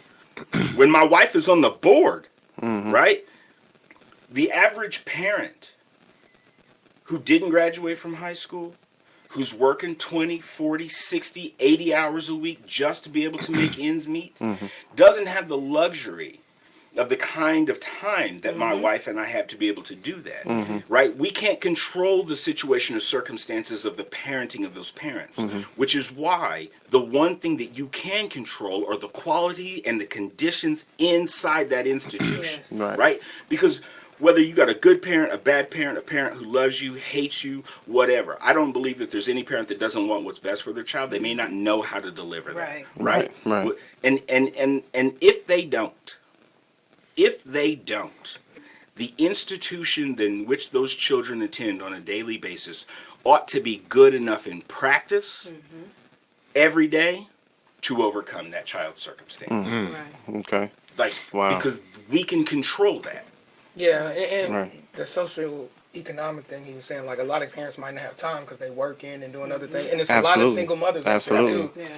So that Absolutely. hurts it too. So And it's that- hard that, for them to focus so much on that in Right. those 4 years if you gotta live Yeah. or survive. I don't like saying live because you're not living when you just break a paycheck. Right. Paycheck to Yeah, paycheck. you know, because like what schools sometimes, well, if the parents just cared more, oh, if the parents were just more involved, right? But does a surgeon get to say that? Right. Right? Yeah. Like what surgeon has a patient die on the operating table and then they turn and look at everybody and go, well, you know, if this patient had better home training, you know, I probably could have saved him, right? You don't get to say that, right? Right. If you have an an 80% kill rate, you suck, right? Right. But you got a 20% pass rate, and you want to act like, oh, well, my friend's a teacher, but they failed 80% of their kids, but she's a really good teacher. Yeah. No, well, she's kind of struggling. Kind of struggling. That's like being kind of pregnant. Right. Dude, you either are or you aren't.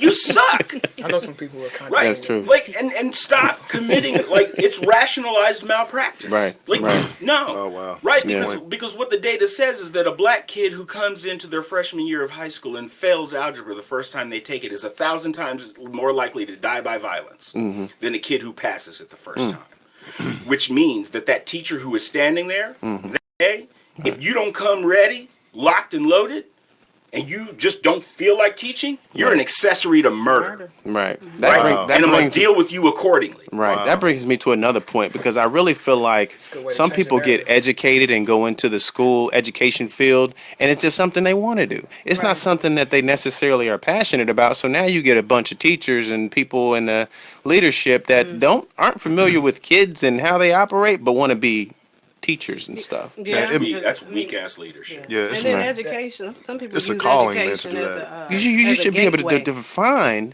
as a leader and putting a teacher in this place. You Right. should be able to define if that teacher's there to be a teacher But that- or if that person's just there to get a check.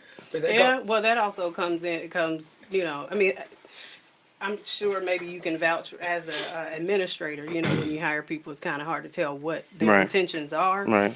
Like any and then job. that- right? yeah. In any job, and then that tends to come out a little later.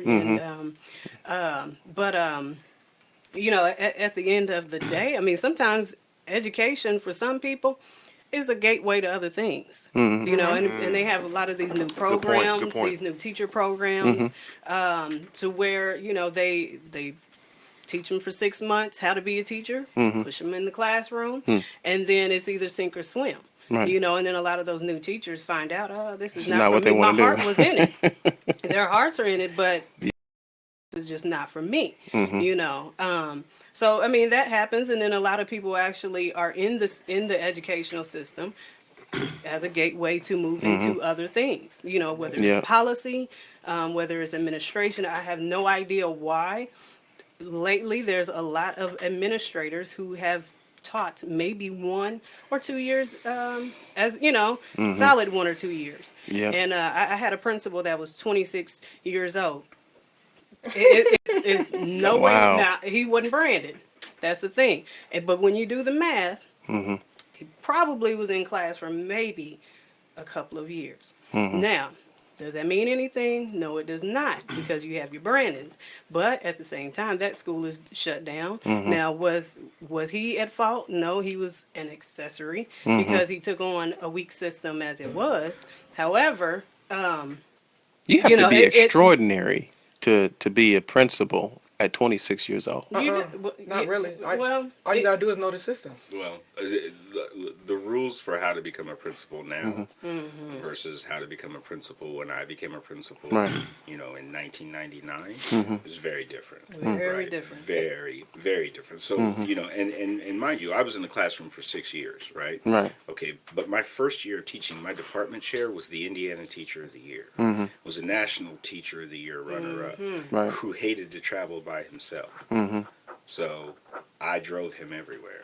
Right? This is what we jokingly, crazy white man. His name is Dan Durbin, if he's listening. Dan. We called it the sequel to Driving Miss Daisy because I drove him everywhere, and when we went, I would hang out. So I'm sitting in meetings with heads of state. I'm sitting in meetings with state superintendents of education, the national superintendent of education, national policy meetings on education, all of this stuff at 21 years old. Wow. Right. So and for me because You had your college degree at that age? yeah. Okay. Wow. So I'm sitting there taking all of this in, and my department chair is giving me personal time to go road trip with him, and everybody thought it was like, oh, this fun road Yeah. trip. No, I was working my butt off the whole Right. time Right. and getting this whole other level of experience, Right. right? So when I became a principal, right, and mind you, that there are people who would tell you, oh, it was from the time I was this big, I wanted to be a principal. You know why Right. I became a principal? Right. Because I hated my principal. Oh. Wow. Same reason you became in the education. Spite's a big motivator, right? So she literally, I was arguing with her. I was arguing with this woman in Evansville, Indiana, and she pounded her fist on the front of her desk. Now, mind you, at this time, I was the speech and debate coach of the largest speech and debate team in the United States. The average team has like 25 kids. I had 180 kids on my team. Wow. Wow. More than 10% of the entire school was on my team. Wow. Right? And she's pounding her fist on the desk at me, and she says, "Well, if you, and it was arguing over how a black kid was being treated in a particular situation." Right. And she said, "If you don't like the way that I do things, then I suggest you go get your own school." Wow.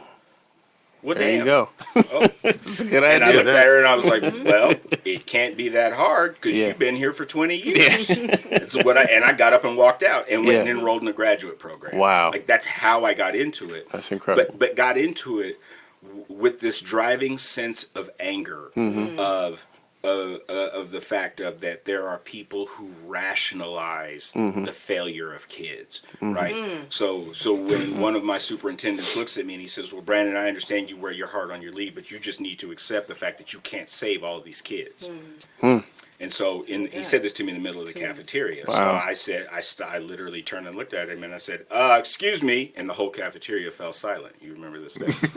And I said, "Superintendent has something he'd like to tell you." And I patted him on the arm and said, "Go ahead, tell it." And I walked out. Wow. Left him standing there. Gangster. Right? Remember that. He makes up some lame excuse of, well, he's proud of the kids and wants them to do Wow. a great job. And he comes storming into my office. He Oh, says, man. "Don't you ever do that to me again. How dare you?" And I said, "How dare you come into my school Right. and tell me that I can't save every one of these kids?" Oh, my God, Not in yeah. that missionary sense of, oh, Right. my God, like I've got a Christ complex and I'm here to die for all of your sins. But in the sense that I have a system that I'm building in place in which every child who walks through this door will walk out this door with a diploma. And I don't need you giving me permission to build some rationalized excuse for the percentage of these Right. kids that are not going to make it. They Right. have to have that belief that they Right. will. Right. Right. You know what I'm saying? I You mean, can't give up on them. yeah. I mean, that's the can't. worst thing you can do to So- kids. Is- Yeah. I got a question. So does hiring teachers and like putting the right, like as far as me, I'm a basketball player, so I relate a lot of things to basketball. Like so how the Golden State Warriors put a team together. The GM said we didn't go for the most talented guys. We went for the ones who had great character and was great teammates. like the Spurs. Yeah, like the Warriors. Spurs, right? So what I'm seeing is, and he said this about the teachers. It goes back to what the school was created for, is to create laborers. So people just find patterns or loopholes to get to whatever can make me money survive in this system instead of finding out younger age what they love doing so they can be like, I want to help or I want to be a Yeah, teacher. it's I not want to be-" genuine. It's not genuine. It's not genuine to anything. Like I'm a basketball player and I hate the NBA right now because it's not genuine no more. People see a paycheck and they don't see the thing that sports teach you, that the love of the game. They don't have that anymore. So when I get frustrated and go on my ranch, I know I got a sports show and I do that, people be looking at me like it's the new wave. This is no. So my question is, as a administrator, how do you know to pick the right teachers? What makes a good teacher? Yeah. Question. That same person that I mentioned who I drove all around the country and hung out with. So the weird thing about this guy is that I've known him since I was 15. Right, so he was the speech coach at the rival school that I competed for, Oh. and I hated him. And I hated him because he was good. Like, oh God, he was good. His kids were good. I just hated. I used to pray for them to get in a wreck. Like, like I literally hated this man. And then when I graduated from college, I went to work with this dude. Right. Yeah. So but it was part of that notion was like to see how good he was. And the year that I was hired, right, there were 11 teachers hired into that English department. In one school, 11 teachers, Wow. new Wow. teachers. Wow. And we acted a fool outside of work. We all ran around together, we drank together, all this stuff. And one night we're all sitting around talking. And one person mentions the fact that his mom died when he was still in high school. Wow. And then the woman sitting next to him, she starts talking and she's talking about remembering the fact that when her father died when she was still in college. Mm-hmm. And the next person starts talking about the fact that she grew up in foster homes. And the next person, and he gets to me, and I'm like, well, my dad was in and out of prison. I'm the youngest of 8 kids. I'm the only one in my family to go to college. And damned if we didn't look all the way around. We're like the island of misfit toys, right? And this dude is sitting over in the corner, like laughing, watching us all finally figure it out. And what he said to us, he said, is I interviewed over 100 teachers to find the 11 of you. Wow. Wow. I interviewed over 100 teachers because anybody that the first 20 people I interviewed were qualified to quote unquote do the work. Right. But what I needed were people who were not only going to be good at their craft, but had experienced life in such a way that there's nothing that a kid is going to come up to you struggling with that you haven't in some form or another dealt with. Right. And that's when he said to me, and I never forgot it, he said, you guys, if you go on to become principals or department chairs or whatever, do not hire people for who they are. Hire them for who you know they can become. And then your work is to get them to be that. Wow. Right? Damn. He said, because Incredible. if you don't know Leader. subject, verb, predicate, because I can teach you that. Right. Right? He goes, but if you don't know what to say to a kid in a crisis, you're never going to know. Right? Like, and that was really the driving thing. And so when I became a principal and I started interviewing people, the stuff that a person didn't know sitting in front of me was not a disqualifier for whether or not you got the job. Right. Right? Because that then becomes my work. Right? If as a leader, right, my job as a leader of a school is to be the teacher to those teachers. Right. Right? Right. So I got to have There you lesson go. plans. I got to have a curricular Right. experience. I got to have, that's my work Right. with my staff. Right. Right?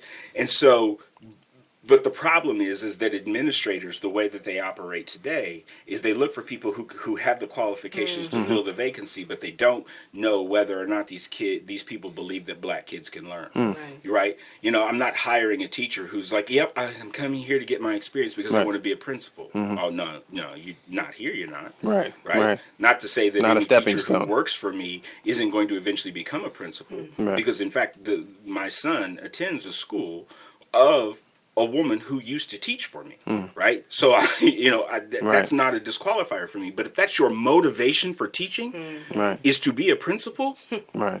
no, you can't do that. But Right. because you've got the wrong kind of leaders sitting there, if you have bad teaching and bad teachers in a school, that's not a bad teacher's fault.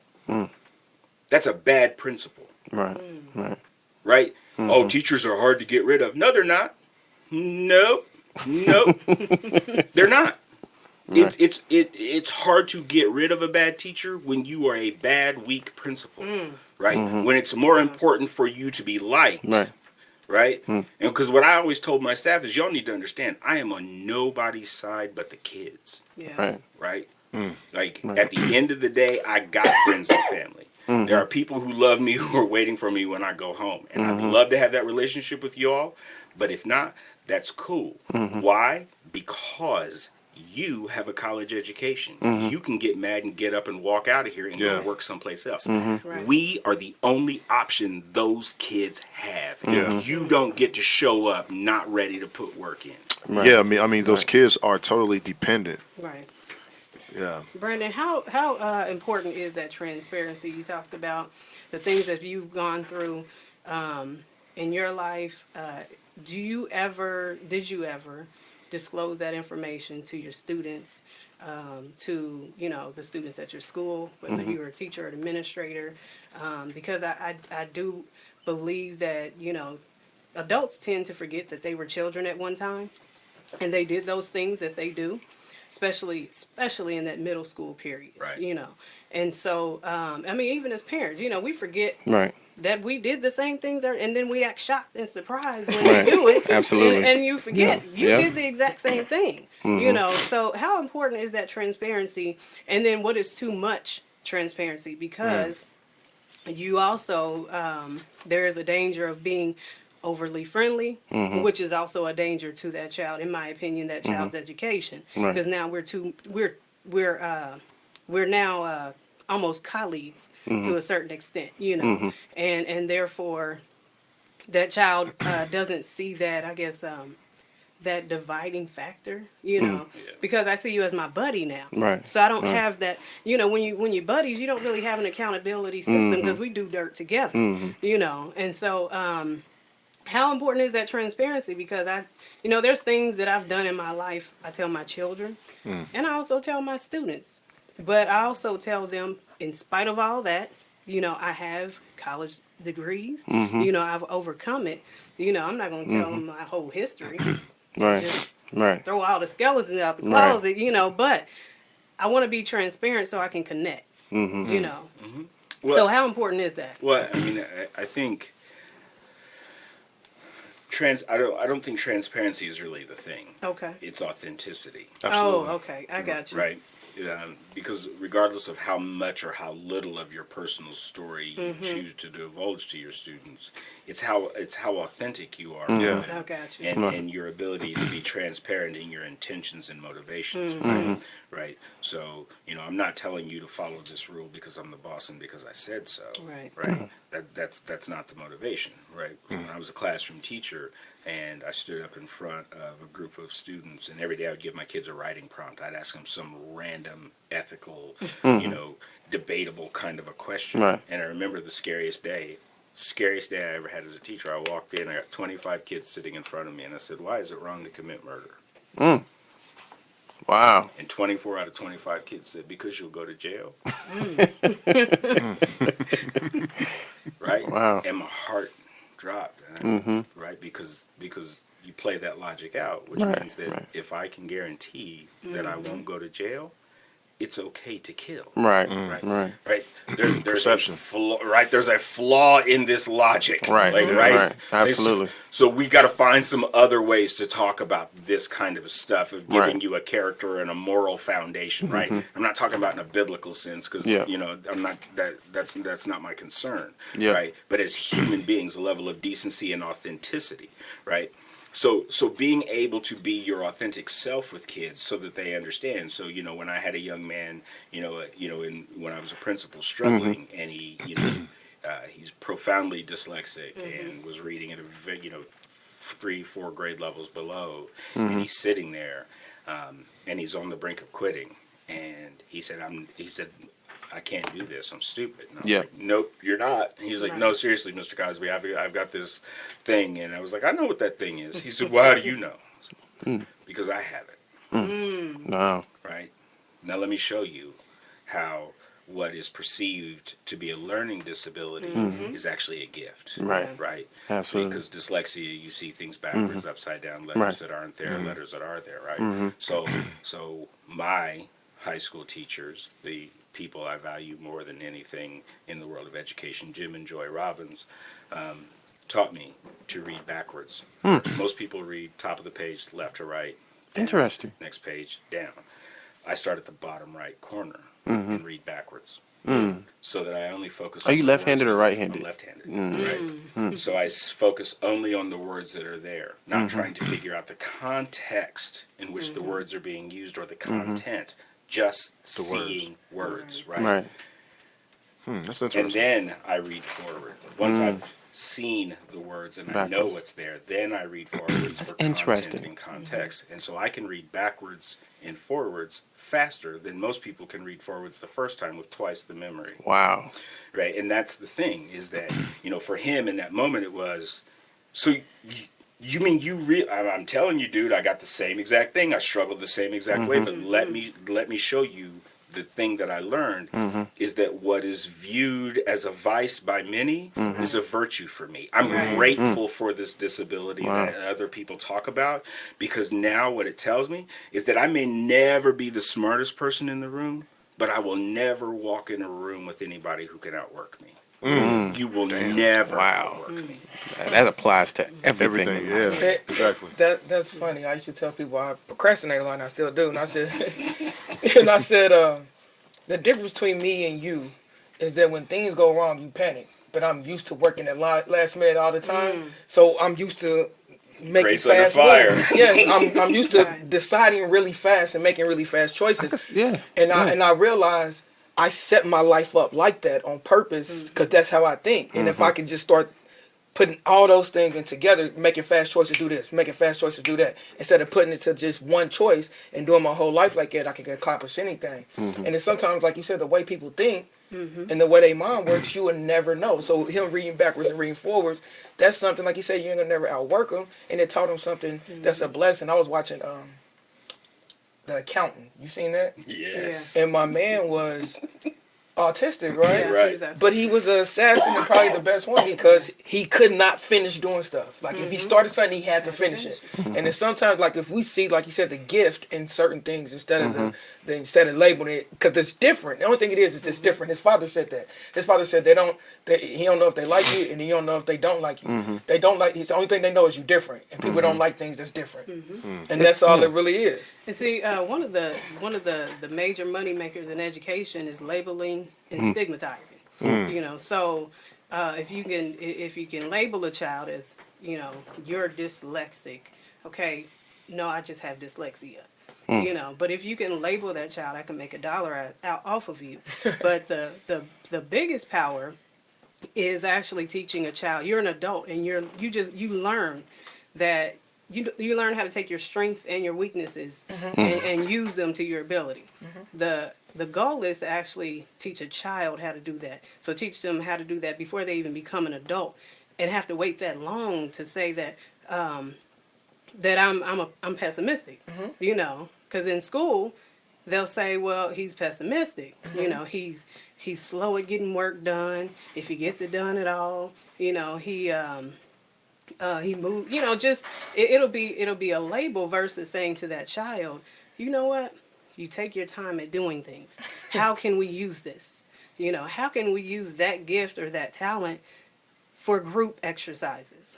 You know, and that's one of the most important things I've seen as an educator, as far as like Brandon said, is teaching a child that accountability, even without having a proper parenthood, is actually, you know, just teaching that child how to use their own gifts and graces that they have, and taking that sting off of the labels that are given them.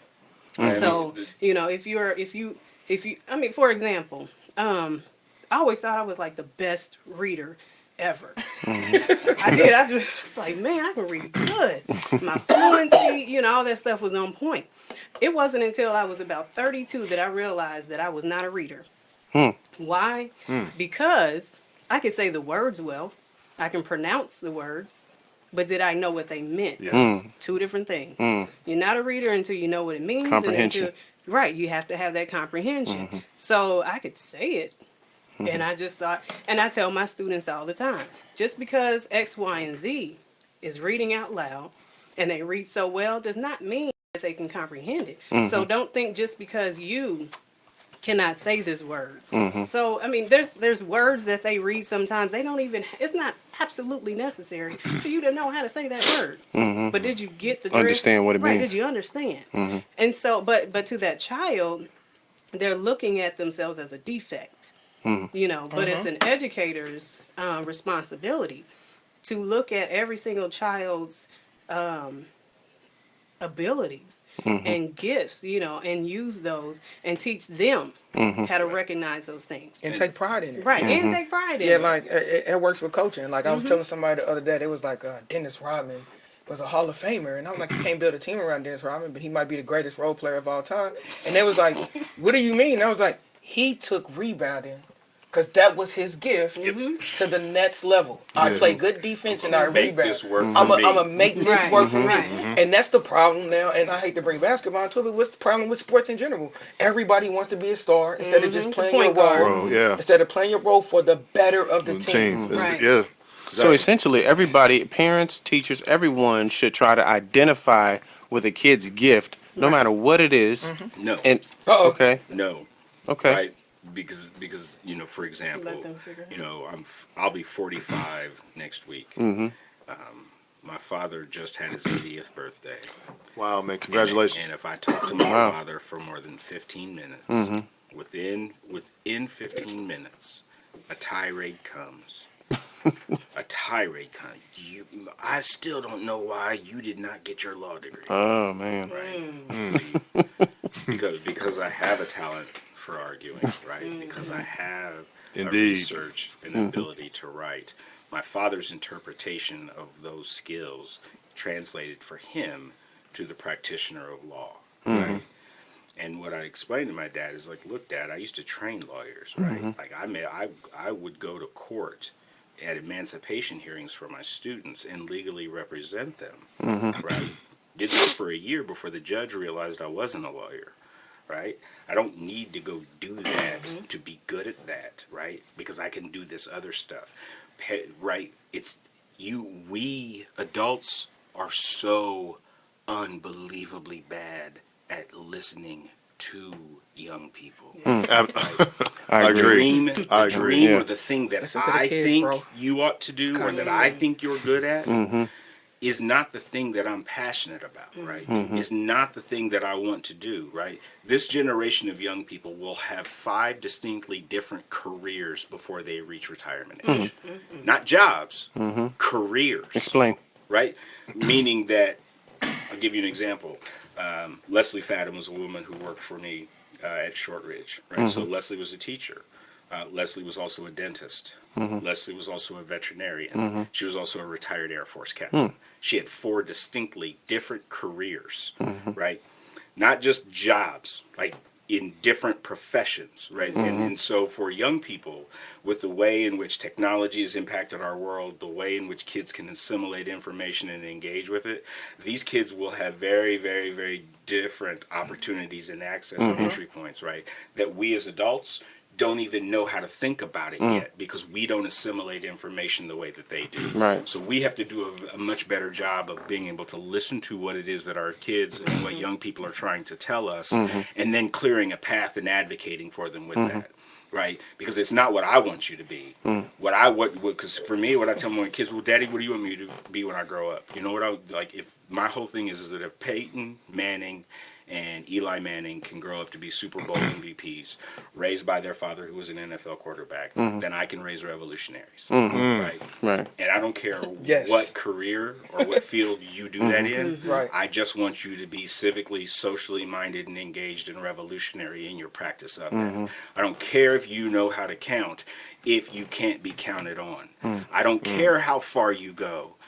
I care how you go far. Right, and my job as a dad is to put that stuff in you, Absolutely. to advocate for you, to clear a path for you, to be unreasonable and irrational with you and or for you, to be able to have whatever it is you want to do, and then to be radical and revolutionary in that vein. Right? Right. The other day I posted on Facebook, I said the biggest crime we do as people is judge people on what we want them to be and not what they are. And what you're talking about with the kids is Lauren Hill spoke on this. She said, we think for our whole life we're supposed to have a career in something. Like we're only supposed to be good at something, one thing our whole life. She said, in life you climb and you climb. You find something you want to be. You climb, you climb. You Right. get to the level of mastery, then you move and you be like, okay, let me try to master something else. So you go down, you got to learn more. You Right. climb, and you get to a level of mastery. That's the same thing I looked at, or when you spoke on the girl having 5 different careers, because I started off as a basketball player. Right? That's all I wanted to do was play basketball. I traveled the world, played basketball. I came out, got my degree. Then I was just working at Lutherwood. I was doing regular stuff. And I was like, I don't want to do this. I've been doing motivational speaking my whole life. Let me get back to that. What happened? I wrote a book. So now I wrote a book. Now I'm an author. I never thought I'd be an author. But at the end of the day, I'm going to keep pushing. I'm going to keep pushing. And I don't know what life has in store for me. But if it's something that Trying to interests find your me, lane. if it's something that interests me and it's something that pulls me and I connect to it, I'm going to master it. And then once I master it, I might get bored with it and then go and master something else. But that's the purpose of life, is to try to figure out yourself. And we don't push that. We push people to Find your work lane, at yeah. Ford for 30 years and then get a watch. Can we answer? Tanya Jackson has a question. She says she has a question regarding how to approach teachers when your child may have ADD, ADHD, dyslexia, mild autism, and you don't want them to be labeled as difficult or troubled because of these things. I find that as a common thing. Teachers who aren't familiar with kids with these pre-diagnosis, Right. which they may not even be diagnosed yet, they automatically see them as a problem. What's the approach for that? Well, As a teacher and as a you know, leader. actually, as a parent, I've had to I've had experience in that. Now, I never allowed anybody to diagnose my child with ADD or ADHD. I did have teachers that tried to. And, I was one of those parents who was a strong voice for my child. And I said, well, and everything they wanted to do for him, I asked, was it on the record or off the record? Because if it's on the record, we're not doing it.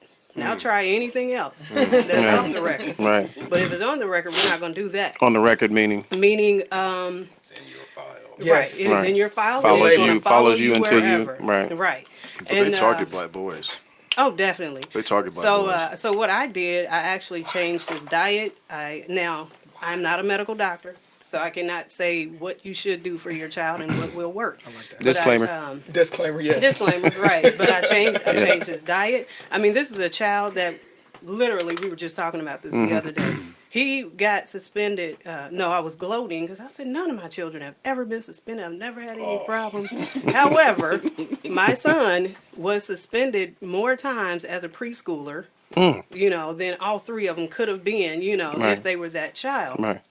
Because he was just so active, Yeah. and so I changed his diet, just put him in other things that made him a little bit more active. I never put him on medication or anything like that, and it worked for him. They told me he would always have failing grades. He's an honor student.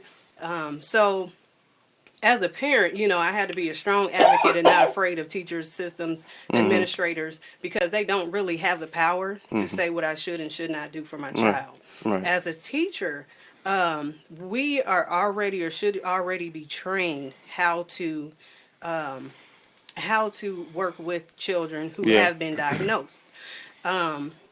And I will say, when it comes to medication, that can be a tricky subject because I've dealt with a child who was a second grader who saw things, who had worms coming out of his arms, Wow. who had, who was delusional, and all because of the medication, Right. that he was on. That's a Right. whole nother, ball game. And Yeah. I feel like sometimes when things are biological, you're dealing with, it's kind of hard to manage, as a teacher or as a parent. If it's something going on biological, that's something that's going to be very, very hard to manage.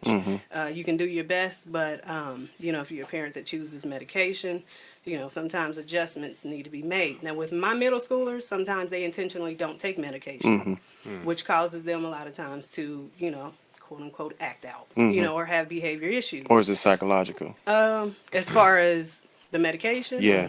You mean Because- as far as and I what say- it causes them to do? And I say that It's to psychological. bring up this point.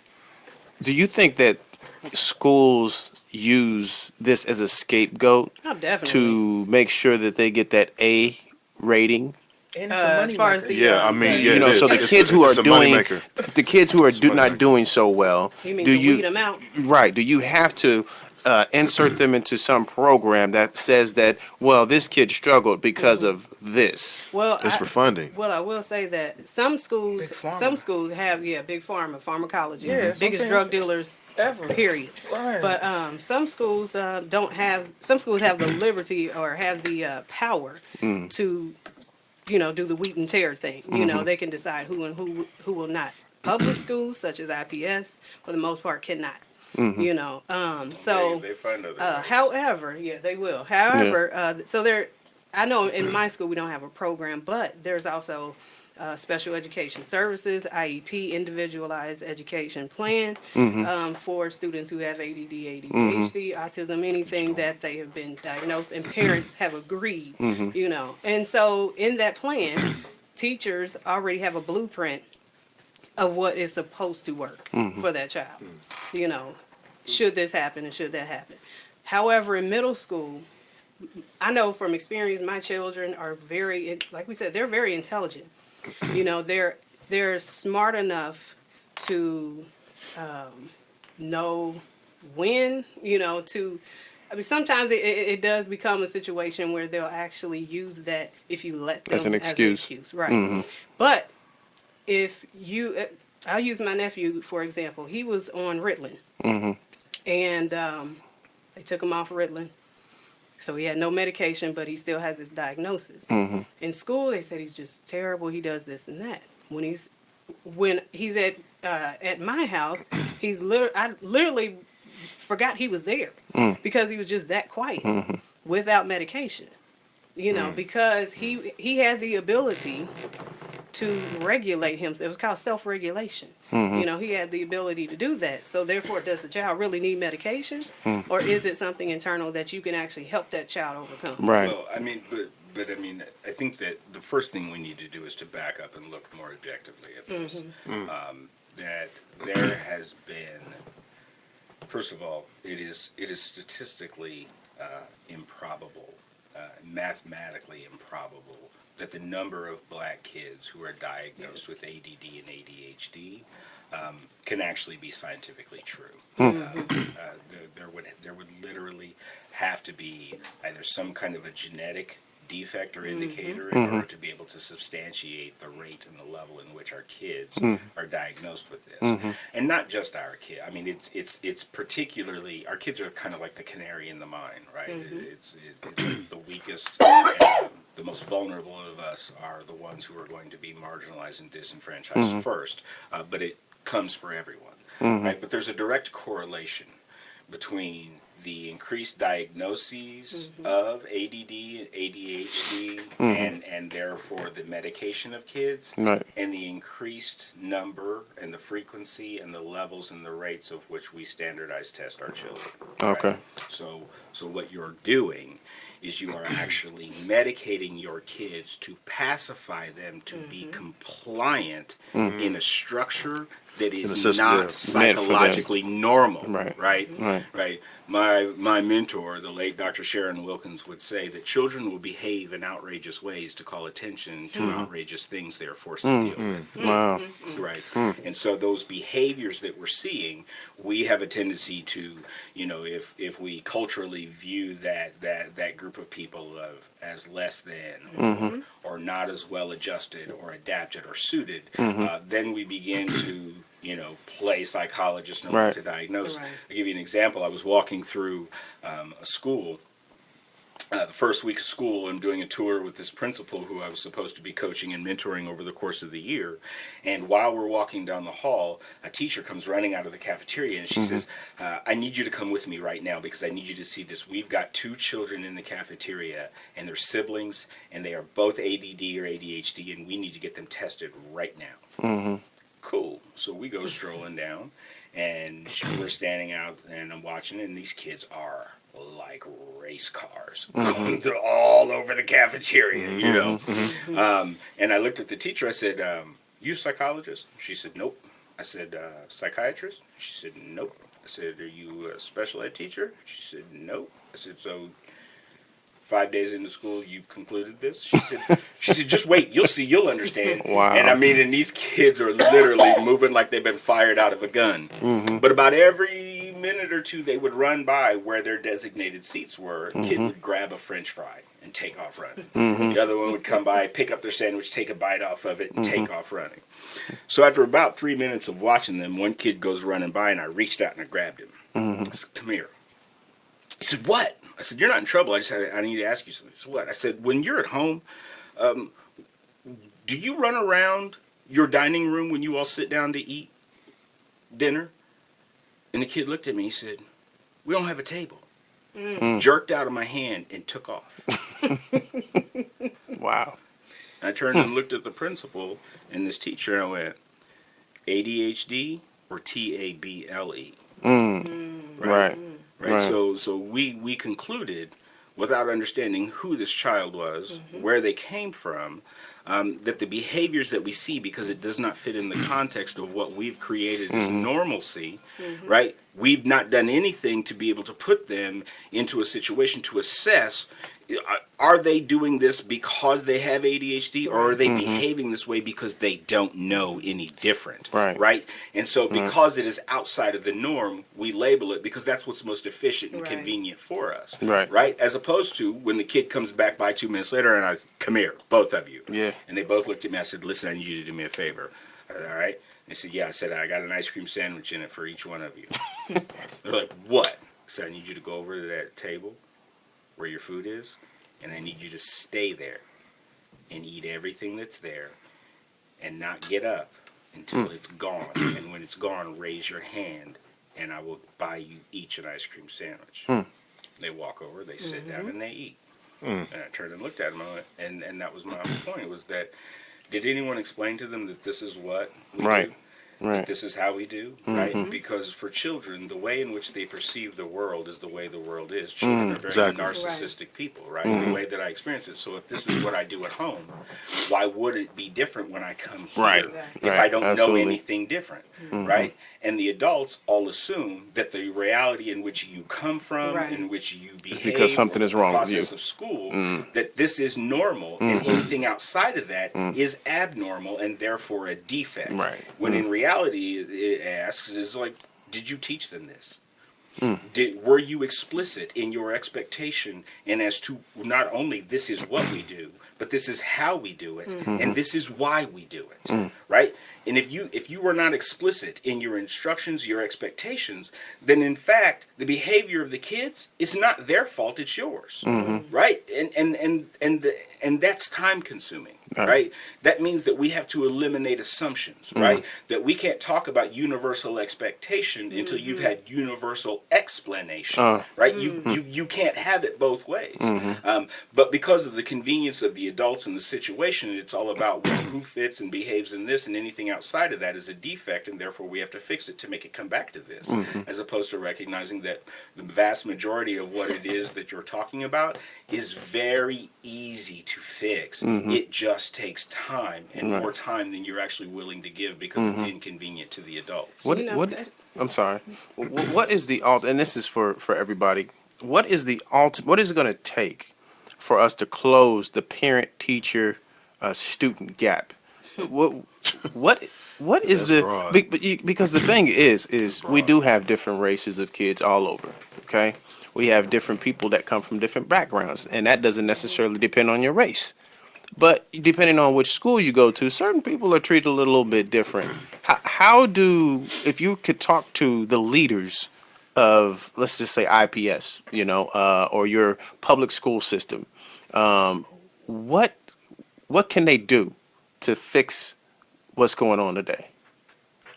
That's a broad question. Well, I would question. have a question before I would answer that question. Okay, When you say fix, right. tell me what's broken. The misidentification of kids, of people of color, kids. The what do you call it when you It's not take broken. school districts and divide them based on political? What is it? Environment, Gentrification? yeah. Is that what it's called? Yeah. economic. How do they fix these areas? Because I noticed that again on the outside of Indianapolis, you have like the Carmels, the Greenwoods, the Brownsburg, Zionsville, and these schools seem to be operating good. Yeah. What is it going to take? What? They what- hide- wait, they That's- hide it that's- well. see, that- Let me shatter a couple of Yeah. myths. They don't hide it wanna really fix well. this. Well, no. No, I No, mean, it- it's working. I did my student teaching at Ben Davis High School in 1993. Okay. Hold on, I gotta go. I'm a Warren Central Warrior. I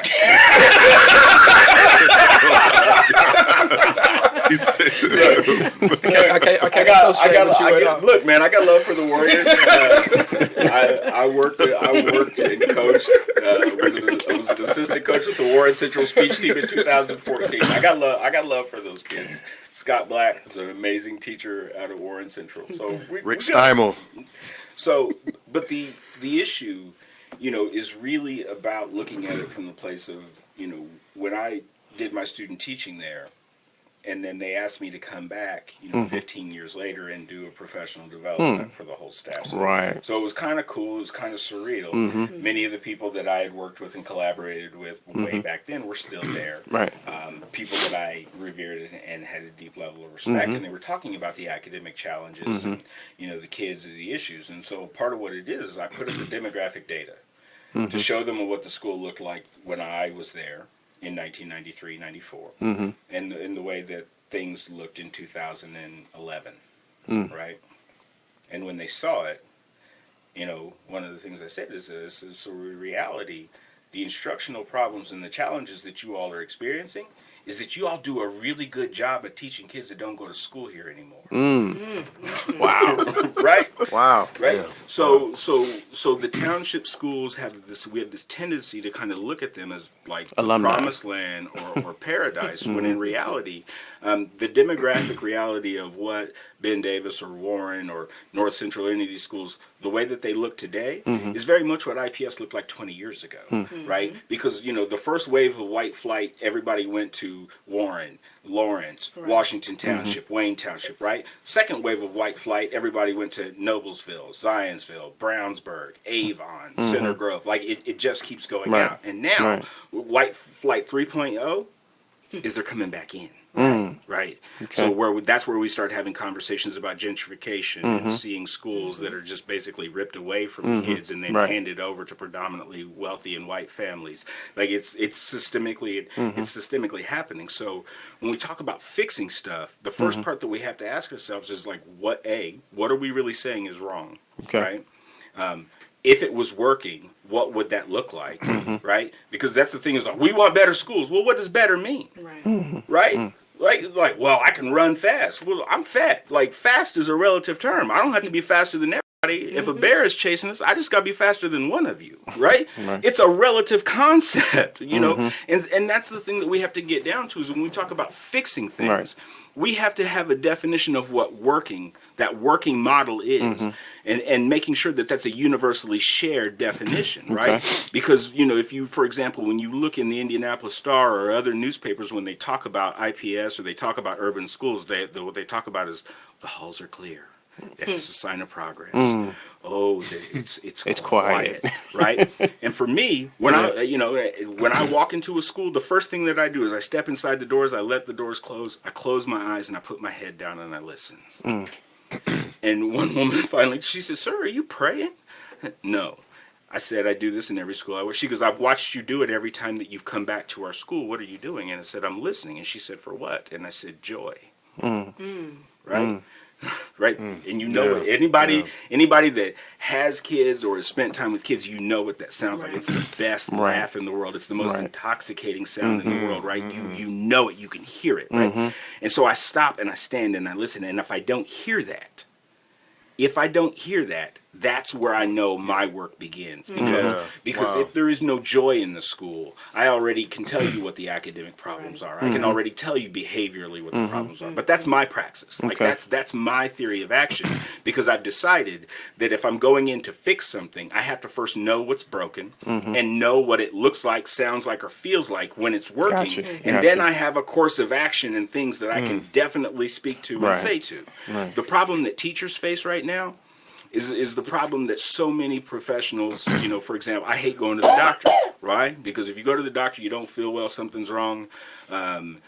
Even if they don't know, they give you a prescription. They tell you something, right? You leave and you look at that doctor and you be like, I know damn good and well you don't know what's wrong with me any more than I do, right? Yep. But they're a doctor. Right. They're not supposed to say, I don't know. So that new teacher, first or second year, comes in and they're ready to teach and they really want to be there for all of the right motivation and all of the right reasons. And a child who has mild Asperger's or a ninth grader walks in with a fourth grade reading level and they look at this child and they do not know what the hell to do, right? There is no safe place for them to admit, I don't know. Why? Because the parent looks at them and says, well, you're the teacher. You ought to know, right? They walk into the teacher's lounge or they walk into their department meeting and they say, I'm struggling. And the other people look at you and go, ha, welcome to the club. You'll figure it out, right? There is no safe place to be able to say, I don't know what I'm doing. Or I'm struggling at this, right? And then if I even do get the courage to be able to say that, are there the people, the resources, anybody with the requisite skills that are there to actually build my capacity to go back and do that? Right? And so the problem with it is that it stays broken, it stays unfixed because you don't have a working definition of what a working thing looks like, and then second, you don't have people who've created a space where it's safe to admit what you don't know or what you can't do in order to be able to get the adequate help to be able to do it. I got a question. Do you think it looks like it's working to a certain culture in America? Because I feel like certain people want these schools to be this way, and the system wants this to be this way. So we want, as black people, we won't come to what we're supposed to be. So I feel like instead of making it, like I said, an equal playing field to like, why are we not all educated on the same things? We have certain schools that don't have this type of money. This area don't have this type of thing. This area, I feel like as far as the system is going, and I'm trying to be as objective as possible, it's working because it was never made for us to win. And the ones who creep through the system, you know what I'm saying, or figure out the system or adopt their ways, like this is the first thing you said today. Adopt their ways, you win. You know, so now you like me, you here. So I don't know, like I don't really get into education. This has been one of the most enlightening conversations I had in a long time. Absolutely, yeah. So I agree. I'm asking questions because I want to know answers. Well, I mean, Yeah. so did you watch the Crispus Attucks documentary? Oh, no, I haven't seen it. Oh, you need to see it. All right? Oh, where's it at? As basketball fans on PBS, you can download it online. It's called Opening the Doors to Is it the on Fire Community. Stick? Man. You know, all the people in the hood got the Fire Stick. Man, It's on PBS and it's called Opening the Doors. it's I can't remember the first part. It's about Crispus Attucks, but Okay. the subtitle is Opening the Doors to the Okay. Community. Yeah. But in this, they talk about the magic of Crispus Attucks High School. Okay, Flanner House, where I serve as the executive director now, played a major factor in that because we were the social service agency. You know, we've been around for 119 years, so that agency has been the thing that has helped lift and create the black middle class in Indianapolis in a lot of different ways. But the unique thing was that when the Indianapolis public schools really first began operating, and this is kind of a history lesson, right? So there were these three guys knocking around the city. Frank Flanner of Flanner House, also Flanner Right. Buchanan Funeral Homes, right? That guy. Oh, wow. That's what I thought. Most people think that like Frank Flanner was a Kinda black right. dude. No, he's a white dude, right? Okay. Yeah, Quaker tradition connections, right? Had two very also well-known associates, Ovid Butler, right, Wow.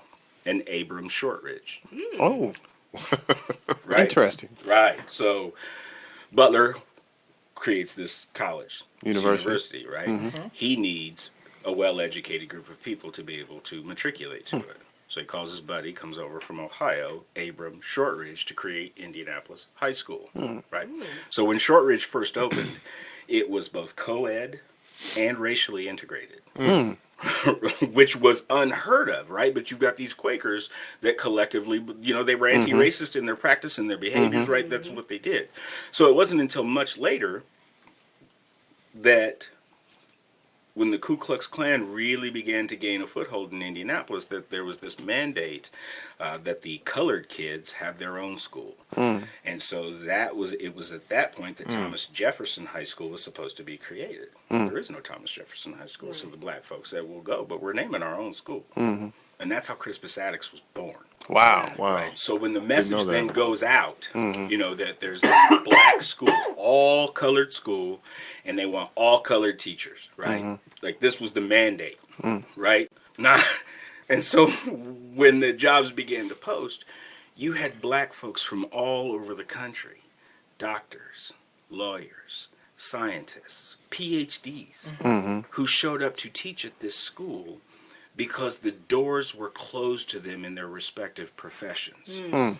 So they showed up every day at Attucks High School with a fire to not only make sure that you knew math, not only sure that you knew chemistry, but you were going to know chemistry so well that you were going to go to college and you were going to kick down the doors that had been closed to Awesome. them. Right. Wow. So there was this dispositional fire in those educators that knew that they were teaching for social justice, right? That it wasn't just about math or science, that you were doing this as a matter of urgency for our people, right? So I'm not taking any excuses from you. You hungry? Here's a sandwich. Get to work, right? Like this. And you hear the folks from Attucks, right? And I love it being, being one of the former principals of Shortridge. Like Attucks people will talk trash to me in a heartbeat, and I love it because like you see this swagger that they have, this attitude and this pride about. They knew that they were special, and that disposition came from every adult who was in that building. Dared them to not think they were special, right? And so that's the kind of thing that when you talk about an environment in a school is who's recruiting teachers to do that now, Right? Who's You? creating a Good space, question. right? Because if you're talking about, well, we believe in Brandon? high standards, but I'm gonna suspend a kid for 5 days. Where you talking it, but you're not practicing it, Right. Right? Like Right. that. If you start off your freshman class with 200 kids in it, and you get to the senior year and you only got 39 kids, Wow. oh well, that's because we have rigorous standards. No, it's because you suck and you Right. destroyed the lives of 161 kids. Don't talk to me about this nonsense about expectations when you are selling our kids, and I'm tired of this conversation. Last thing, I'm gonna shut up. I'm tired of this mantra of folks talking about, oh, well, we need more black teachers. No, I don't. No, I don't. First of all, it's irrational to think that you're going to recruit more black people to go into a system that every single day they have evidence was trying to harm them. Number one, why would you go back and work there in droves when you knew this is what was happening to you? There are some of us that were crazy enough to be like, oh, we're going to fight? Let's go. Right. Right? Like, like when Eugene White said I was insubordinate, I'm like, dude, really? It took you 5 years to know that? You should have known that. Like, I mean, hell, Google me, right? You knew that. Make sure you Google you. Right?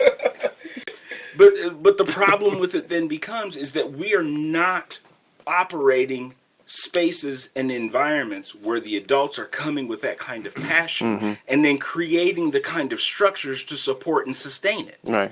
Like, right? Because That's if you come in and so do that, if you're this person, but the system and the structure doesn't support you or validate you, you're annihilated. Right. Yes. Right? Or if the system and the structure is that, but you bring people in who are faking it and half-assing it, it collapses again. Right? So it's not an either or, it's both. And the recognition that this is a very difficult, cumbersome, and tedious process, and it's hard, and it's messy, and it takes time. Right? Like the idea that, oh, well, you got kids who are coming in reading 5 grades below, reading level, but we're going to test them at the end of the year and they better be on grade Right. level. You're like, well, I'm good, but damn. Right. A lot of people have conversations around Montessori. A person on here mentioned that, about the Montessori method. You got charter schools, you got public schools, then you got townships. What if you could help someone and trying to identify with what would be the best option for their kid? How do you decide what school is good for your kid? Is it all dependent on how much money you want to spend? No, I mean, because that was the thing. So when I was the principal at Shorridge, I had parents driving their kids in from Carmel and Zionsville, pulling their kids out of Cathedral, Brebeuf and everywhere else, and bringing them to us. Right. So it's not environment. paying money for tuition does not guarantee Right. an excellent education. Right. But it is the kind of thing, and one of the most heartbreaking things for me was, I ran a school that was focused on law, public policy, and social justice, right? Okay. But I had kids, probably 40 to 50% of the kids, who cared about none of those things. And parents who enrolled their kids in this school and cared about none of those things because they wanted their kids to be someplace where people weren't going Right. to hurt them. Right. Right. Not how rigorous the academics were, Right. but that they heard that I was a person that wouldn't hurt their kids, and that's why they brought them to us, right? And how insane When is you that? say hurt, you mean socially and mentally, physically, like what? I mean, turning the police loose into a cafeteria and Oh, letting okay. them pepper spray everyone. Got you. I mean, like literally letting dogs run down the hall and chase kids. Right? Wow. I mean, I'm talking about having 20 police cars parked out in front of the school and talking about doing security sweeps. I mean, I'm talking physically Wow. hurting them. I'm talking about intellectually hurting them. I'm talking about emotionally hurting. I Right. mean, I'm talking about harm Right. in any way. Right. That we had folks that would bring their kids to us that cared nothing about academically what we were doing. They just wanted their babies to be safe. Right. And it is an indictment. It's an indictment on the environment of our community that when parents are making choices of the kind of school to send their kids to, because the belief that my school is the place their kids won't get hurt is the only place where their kids won't get hurt. Wow. Wow. That's crazy. Yeah. And I'm not saying that my place was the only place where they wouldn't get hurt. I'm saying that my place was the place that people talked about it that way. And if that perception is the governing reality, it doesn't make any difference if it's true or not. The perception becomes the defining reality based off of the evidence of experience of some body of people. Right. So when How do you parents- find a good school then? well, it goes back to what do you define as a good school? Right. Right. Right? Because, like, for example, the school that my 13-year-old attends, I despise the school. Okay? Now, mind you, he is in the advanced placement class. Like, he's in 7th grade. And he's doing algebra and calculus and Right. geometry and, you know, and all this stuff. But I don't think it's a good school. Because when I stand in that space, I don't hear joy. When I watch them do the awards ceremony, you know, that They're not there's excited. nobody celebrating, Right. right? Like, because it's more about compliance and control than it is about any of those kinds of things. So, you know, we go out of our way to create joyous experience for him outside of it, Yeah. right? So, for parent, you have to define what does a good school mean, right? Because if it's test scores, okay. Right. I mean, and that's okay if that's what you're saying that you want to measure as a good school for your Right. kids, then look at that. But ask the real questions, right? Like, how do black boys do in your school? What is the longitudinal data over the last Right. 3 to 5 years of the performance? What's Right. your suspension rate? What's your expulsion rate? Right. Right? What's your suspension rate of kids of color versus white kids? Right? But they have that data. Yeah. What are the particular reasons for suspensions or expulsions, right? So we talk about, oh, we got to do something about our black kids. We're like, we're going to fix them like it's a car, right? Like, we got to Right. fix our kids because they're getting suspended too much, right? But when you dig into the Department of Education data on suspensions and expulsions, you discover that while black kids are disproportionately suspended and expelled, that's not the issue. Look at the reasons why, right? Because white kids get suspended and expelled for stuff like fighting, weapons, heroin, right? You got a gun, right? Black kids get suspended and expelled Rolling their for eyes. defiance, Yeah. For not listening. insubordination, Right. intimidation, right? These are very subjective things, right? Right. Which means that the definition of it is left in the power of the hands of the individual in charge, right? Because what you define as insubordinate, right? Is really about whether or not you like me, or whether or not you perceive me to be a Right. threat, right? Right. Because Fact. what you call Fact. insubordinate, I call highly opinionated, right? Wow. Right. Which you call defiant, I call a natural born leader who's going to challenge things. Right. Right. So it's these very subjective things that are done to our kids. So parents have to do a very good job and become acutely aware of not just which questions to ask, but what's the follow-up question to the first question. Right. Well, what's your suspension rate? Oh, okay, but how many what percentage of those kids are kids of color? Right? And what was the number one reason why those kids of color were suspended or expelled? Oh, insubordination? Oh no.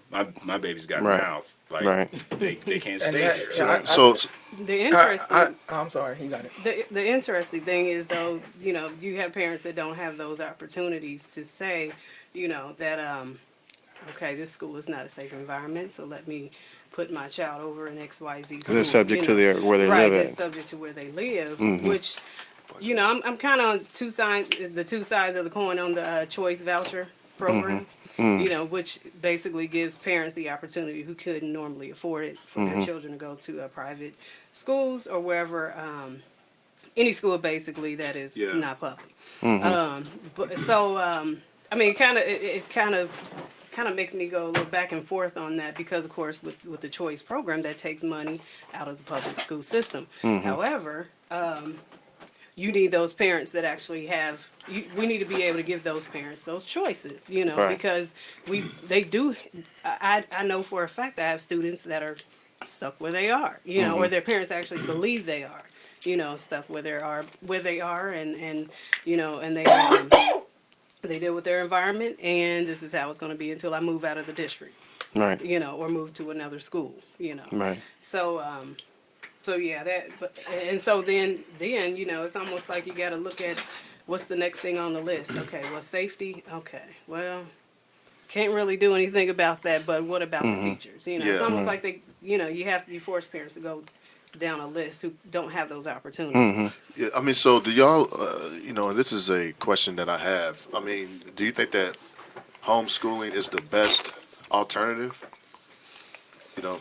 Yeah, homeschooling is one of those things. I mean, the thing I always tell people is, first of all, you know, I'm a product of public schools. I'm an advocate for public schools. But what I'm most pro is good school, right? So be that private, charter, traditional public model, I don't care. Homeschooling, the challenge with homeschooling, and I mentioned this earlier about children being very narcissistic, right? So the way that they view and perceive the world is the way that the world is. So if their educational experience is through the same narcissistic experience that they have with their everyday lived life, then this is the way reality is around me, right? So when it comes time for me to leave the protections and the safety of home, and I go off to a college, right? Now I'm socially having to catch up to all of these people who've had tremendous levels of normalized experiences from the time that they were 5 or 6 years old, and now at 18 I'm playing catch up, right? To be contextualized. And so I think that there are some homeschool networks that do a really good job of creating social experiences and outings and extracurriculars like sports or theater or debate or things like that. But I think that, again, it's that thing that a parent who is going to make that kind of a choice to homeschool their kid, Right. that's a big choice. That's a really real choice, and that you have to be methodical and intentional and surgical about the regimented process of Some pros and cons to creating that. some Definitely. educational structure for them, so that when they finally do leave that homeschooled environment, that it's not such a tremendous shock to the system where they go. And I'm not saying that there are parents who can't do that, haven't done that, or won't do that. But I think that there are a lot of people who kind of figure that out after the fact, when they're looking at the fact that their child is not adjusted well, or the fact that the anxiety of it all, ended up negatively or inversely impacting kids socially. I think that it can be a very powerful option, but parents really have to know, what they're getting into, and to be able to know that you have the kind of lifestyle, socially and economically, to allow you to be able to do that in a productive way. Yeah, and stay engaged with that child. Right. Definitely. Absolutely. I have a question. It's pertaining our new president. I was watching Trevor Noah the other day because I think he's hilarious. And the person that Trump picked for Oh yes. was the Secretary of Education. Betsy DeVos. I've met Yeah. I've met her. How do you feel about this choice? And both of y'all being in education. Where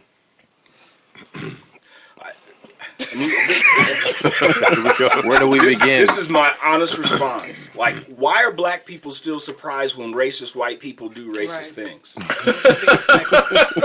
I mean, you don't get mad when the sun comes up. You don't get mad when dogs bark or when cows moo. So when racist white folks do racist stuff, like, you'd be like, "What, damn? Like, really? You're shocked?"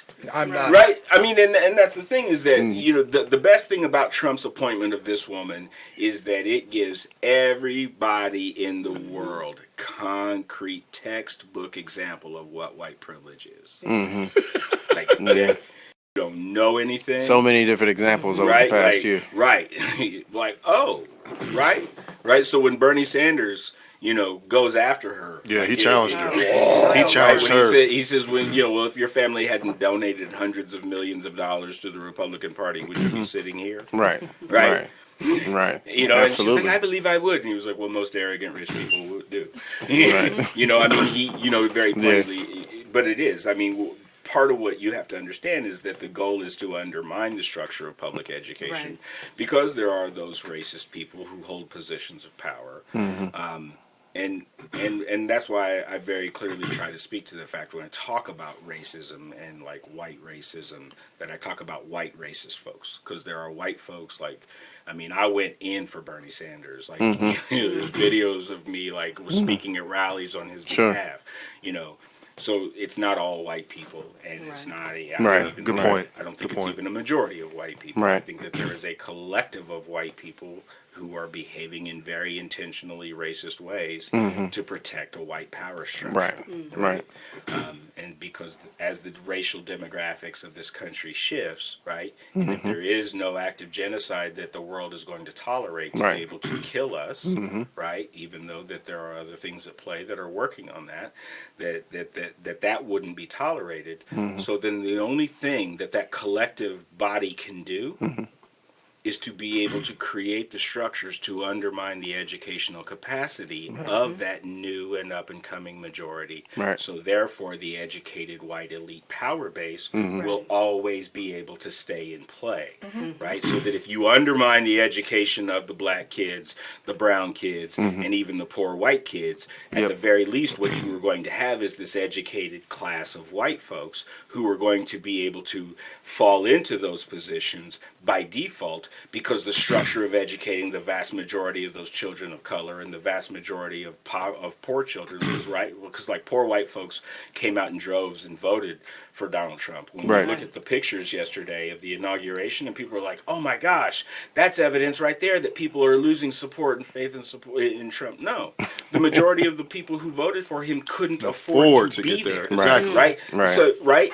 And that the price tag on a number of those presidential events that they had were out of the price range of the many of the people who voted for him. Right. Why? Because they don't want them around. Right? Exactly. Like the wealthy base that capitalized on those poor, struggling white folks to vote for them don't like them and don't want them messing up their parties or their funds. So they create structures that actually lock them out of But it. they utilize the Right. vote. Right. And so what you see with the appointment of Betsy DeVos is the intentional act to be able to put someone in place who is going to further destabilize the educational offerings for and the then majority of So children. do you think the Also- country did that as a whole? Like after you have a black president, they put a person in there in the office who literally has no experience in anything to literally show the black community. But see, that's a capitalistic mindset. You don't have to have It's money. It's experience wealth. in it. Right. Good All point, you good need point. to know is business. Well, You know?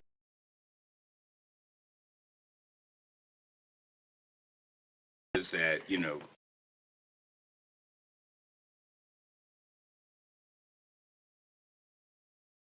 3 million popular votes and still lose. Right. Well, it's because you're bad at apportionment. Right. Yeah, the Right? rural, Like the rural if parts you, of if you this. don't understand, and not even rural parts, that you didn't even campaign in the urban parts of those predominantly red places, right? Let's not forget that 8 years ago, Indiana went blue. Went blue, yeah. Right, for Right. Obama, Yeah. right? Right. And it Yeah. would have gone blue again had the nominee been Bernie Sanders and Absolutely. not Hillary Clinton. Right. Right. Right. But we undermined ourselves. Why? Because black folks came out in droves and voted for Hillary Clinton. Right? In droves. Right? Even though it was Bill Clinton. Everybody talks about Bill Clinton was the first black president. No, he wasn't. Bill Clinton did more to hurt black people. Sure did. Absolutely.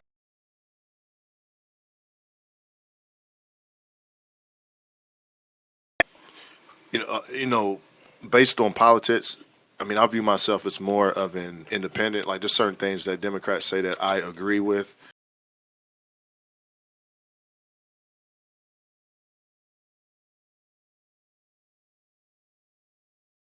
People more, Democrats or Republicans.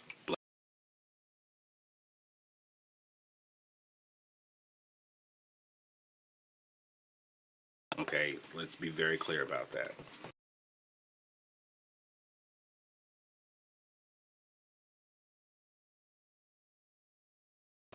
I campaigned for him. Not special or important, but that like he literally wrote, like that's how incredibly perceptive this man is. It's a gift. He has that unique ability.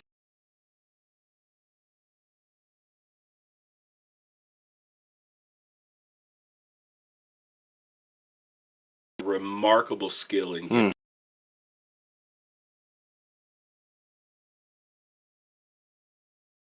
Incarceration rate of black folks, that was done by Bill Clinton, right? That the welfare reform plan that actually drove more black folks into poverty and into homelessness was done under Bill Clinton, right? So when we say, well, which party has hurt us more? Republicans or Democrats. It's like me putting, a 45 and a 44 on the table, and I'm gonna shoot you with both of them. Pick Well, which one. bullet hurts more, right? Ouch. I mean, they all in the same I don't system. Think, right. Great It's point, two sides great of the point. same coin. It's two wings of the same eagle, right? Right.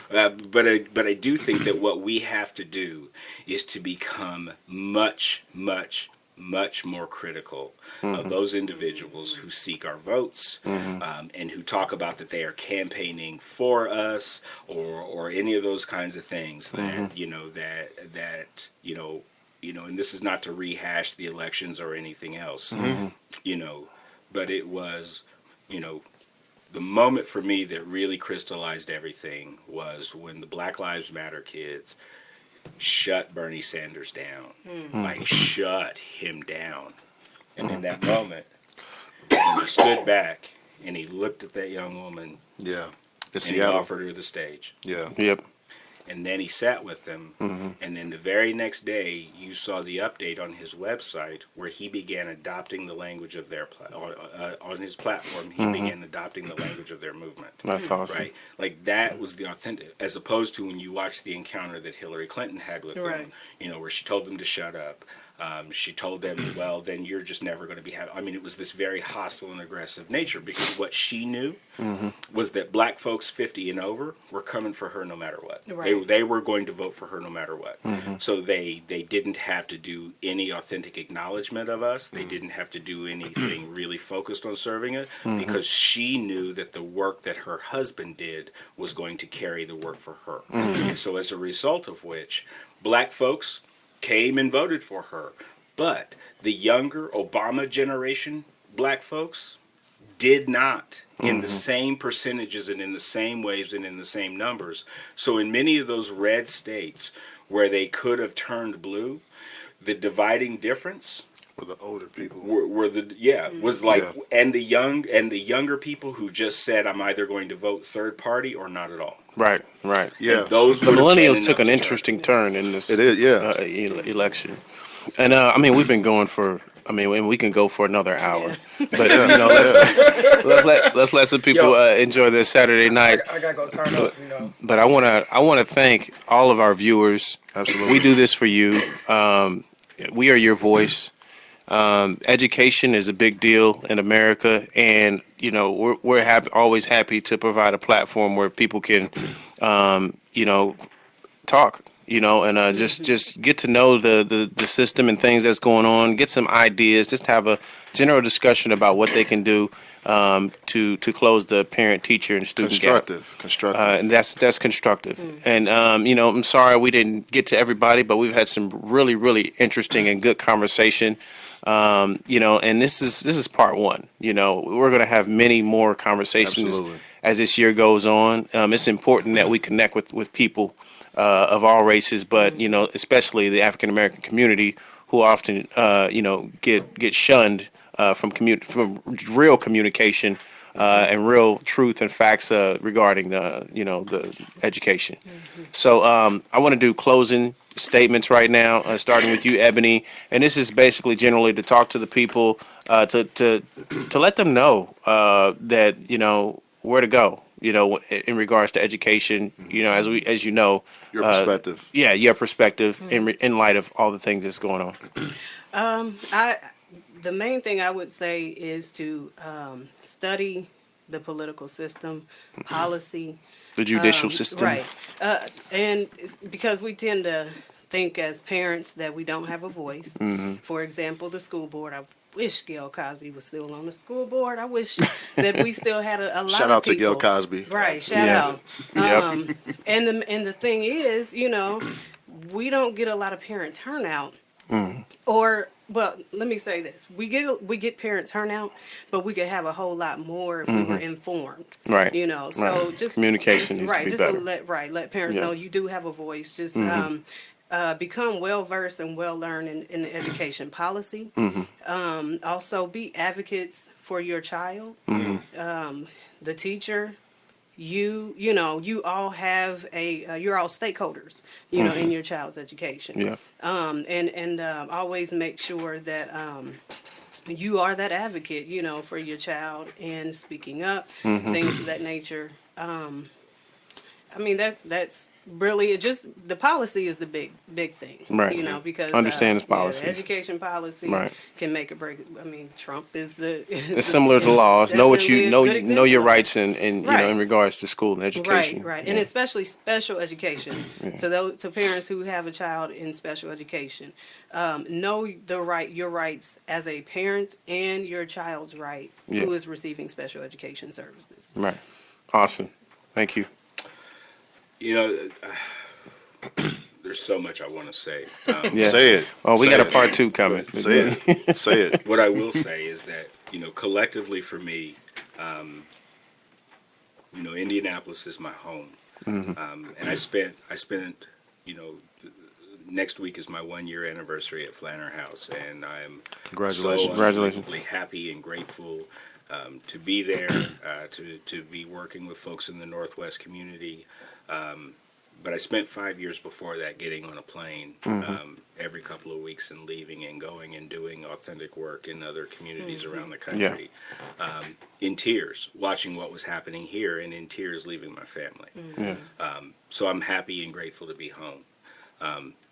Being home, has been one of the things that has really kind of heightened me around a couple of things. And the first of which is, number one, is that, we have a number of active and conscious folks doing really good stuff. Yeah. Right. But the problem in our community is that we get mad about stuff, but we don't stay mad. Right. Right. Yeah.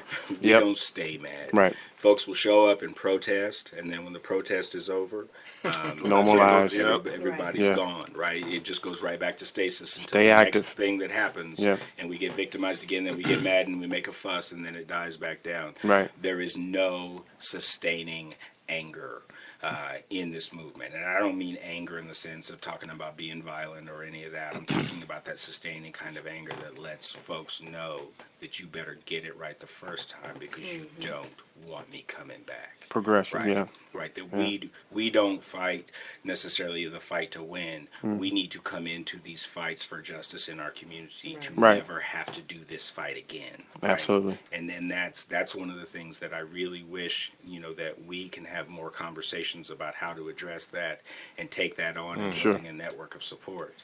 Yeah.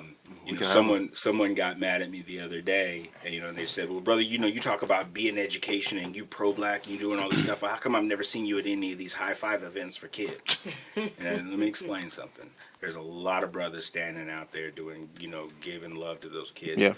And I'm not throwing shade at anybody, but I will tell you that as a former educator and a former principal, that if I had the choice of having 100 black men out in front of my school for 2 hours, high-fiving my children as they came in, or if I could have one black man every day for 2 hours for 100 days, Absolutely. the There's a lives difference. that I could change, Right. Right. the impact of the school community. And so Right. I would really love for us to be able to come together to have some conversations about when we do collectively come together to make a choice to do things, to leverage it in a way that is meaningful and impactful, not to us as the actors, but for those that we're actually there to serve. Right. And really doing it in a sustaining and a meaningful way. Absolutely. And the last thing that I would say is that I would really hope that folks would put their foot down to superintendents, school board members, Accountability. Yes. Principals, and stop letting them use our children as lab rats. Right. Right? Yep. That if there are educational models out there that are proven to work, Use them. use them and stop making up Good point. new ones Great and point. paying people to come and poverty pimp us and take advantage of our children Right. Poverty pimp. and not live here or even actually reside here and collect your check and For the take cut- those dollars out of our kickback. community. Right. While we see models that are beneficial, I think that the Center for Inquiry model is a fascinating pedagogical model that kids benefit from. But if it's really that great and if kids really benefit from it, then replicate it multiple times in poor black and brown neighborhoods and stop putting it just where the white folks are who are reaping the benefits Absolutely. of this. You know, stop giving the innovation model schools to folks to come in and create new experimental opportunities Right. for our kids and give our kids the very best of what pedagogically has been proven to benefit our kids. Right. And so, and that That's the won't answer. stop until we demand it. Right. Right. Right. That the way that the environment is right now in the educational setting is that folks are walking around like they're the ones calling the shots. Right. Because we've abdicated our authority and power that Right. these folks work for us. Right. Right. But what they know is that even if we get mad, we don't stay mad. So there is no sustained accountability. So they're willing to stand in the fire and let you be mad for a little while because they Right. know you ain't It's gonna not going to stand. last. Right. Right. Right. And so, you know, to really be able to come full circle with that about building some collective will and collective alliances, right? Like we don't all have to agree on everything, right? We don't. We don't philosophically have to agree Right. on everything. And that's one of the things that undermines us is that if we aren't 100% in agreement with every single thing that everybody is doing, Right. then we can't be together. Look, I don't care. You can disagree with me on 99% of everything else, but if we collectively agree on this one thing, Right. then let's show up and do work on Absolutely. this Yeah, one and thing. use that as a Absolutely. And use that as then a we'll foundation. figure out what's next. Yeah. Absolutely. When you opening up your school, man? Yeah, exactly. Exactly. When you opening up your school? When we gonna get Exactly. a Cosby University? I will tell you this, that the thing that I am most excited about right now is we're in the process of building what will be the largest urban farm in the middle of Awesome. the largest Wow. food desert That's in the awesome. city, where we will be able to sell organic produce Oh, I'm coming. for Owning food. land. Right, on our property, Right. and in partnership with Brandywine Creek Farms in Yep. Hancock Wow. County. Big shout out to John Lawler and Brandywine Awesome. Creek Farms. They partnered with us this past summer when we weren't able to get our farm started, Yep. and gave us 6,000 pounds of produce to distribute to the Wow. community for That's free. incredible. Wow. So now we're building a model off of that called FEED, and it stands for Farming, Education, Employment, and Distribution. So Wow. we are looking right now for young people between the ages of 16 to 24 who may be connected with the legal system, who are not currently enrolled in a traditional model of schooling, that they come to us, they can get their gardening certification. We will work with them and send them to the Culinary Arts Training Program through Second Helpings, leverage dollars to cover rent, utilities, transportation, in order to be able to get them through, get them internships in the food industry here in the city, amazing. and get them directly placed in jobs. That's amazing. And It so is. for me, when I said earlier that that we have to talk about education versus schooling, Right. that while I'm not building a school right now, that we are creating tremendous educational opportunities. Absolutely. Because this food issue and that issue in particular is that as Black folks, that collectively that we were enslaved people who were responsible for feeding this country for 400 years, and in one generation we lost the ability to feed ourselves, Right. and Yeah. it's not okay. Right. And so part of where Integration. that our collective best push and energy right now with the historic legacy of Flanner House is being that instrument and that tool to really make the necessary tools and resources available to move folks back to a position of self-reliance and self-sustainability. That's great. Is there a site that they can visit, or a way to contact you in regards to that? Absolutely. Our website is www.flannerhouse.org. The new website will be up in probably the next 10 business days, but Awesome. our website is there. Okay. But you can email me directly at bdcosby@flannerhouse.org. Awesome. Nice, nice. Awesome. AJ, Am I supposed to go after? I know it's hard to come after Dr. I Cosby. mean, it's okay. It's You okay, gotta do man. it. I first want to thank him and Ebony.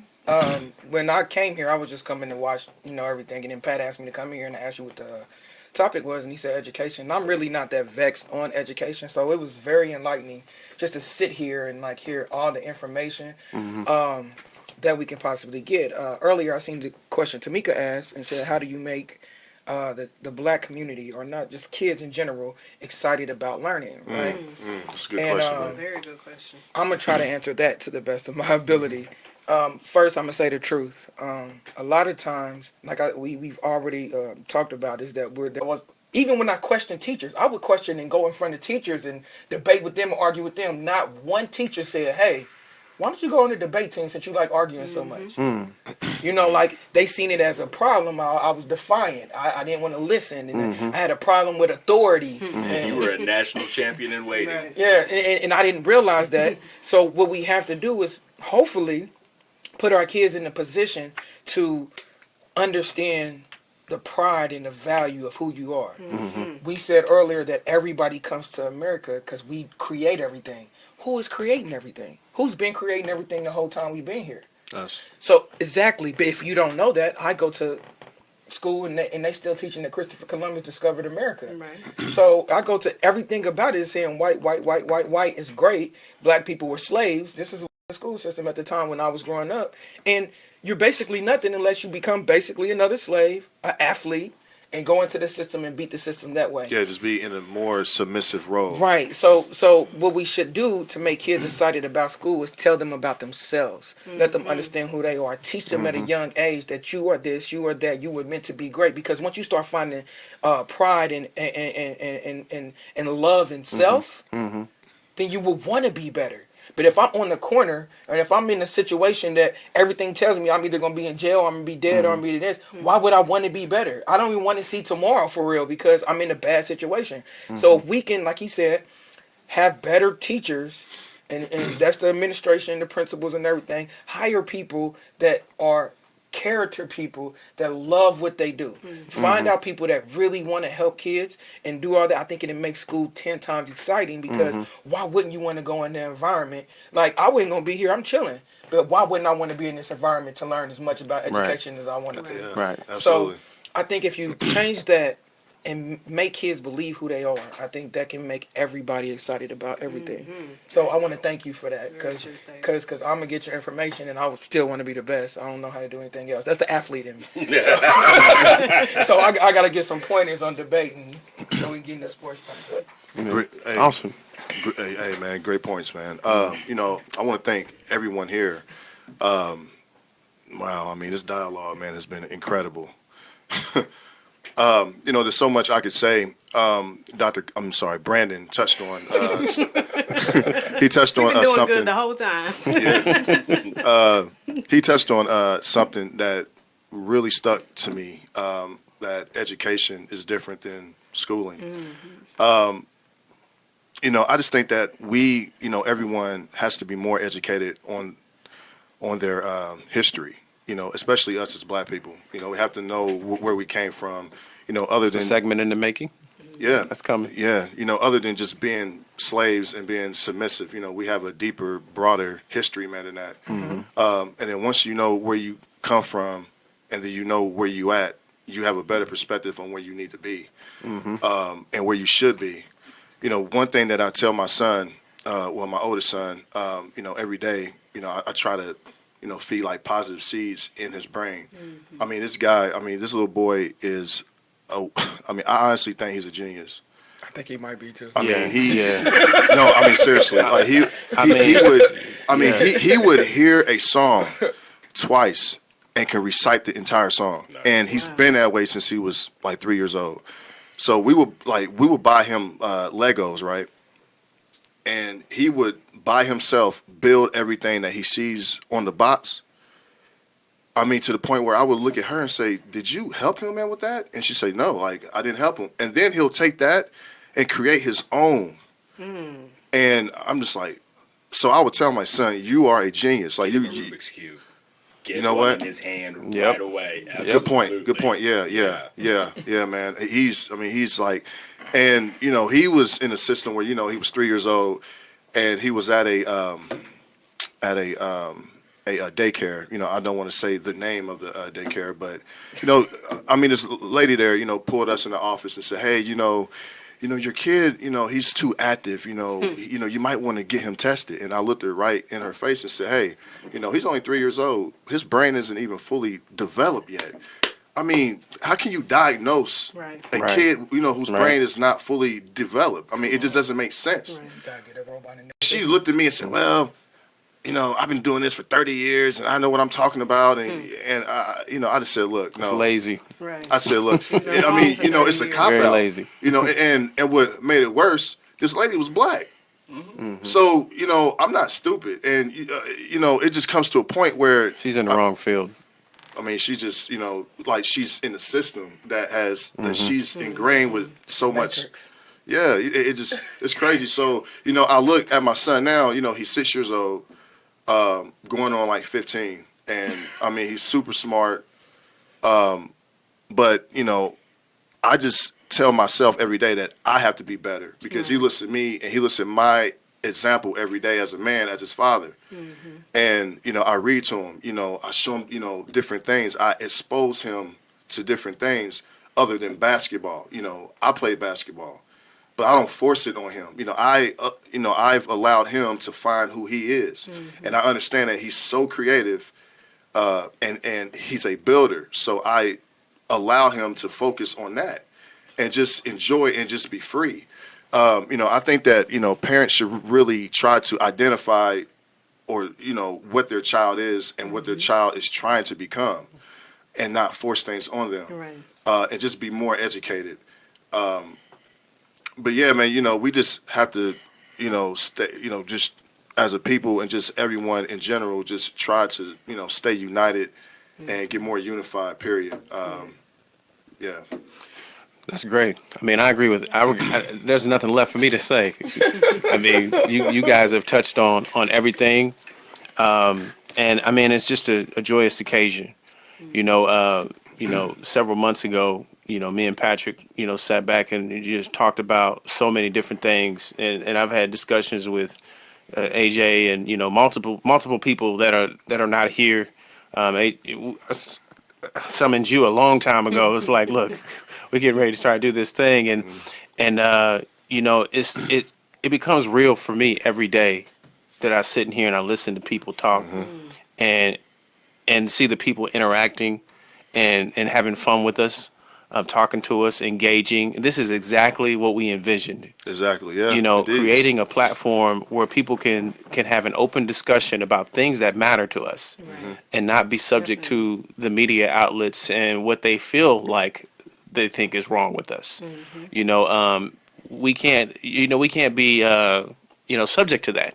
So and you mentioned something like that. If it's something that bothers you, and you're a prime example of it. Being, with the principal thing, you became a principal because you seen a problem with it. You didn't like your principal.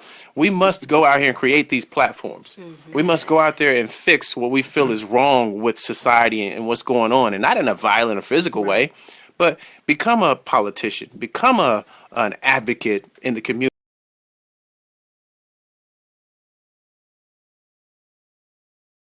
I'm not a politician. I don't know what it takes to be one, but I know radio, I know music, I know, studio, I know this environment. Right. So I'm using my platform to do that. And I just encourage Nothing is for Absolutely. you guys Thank you. coming in and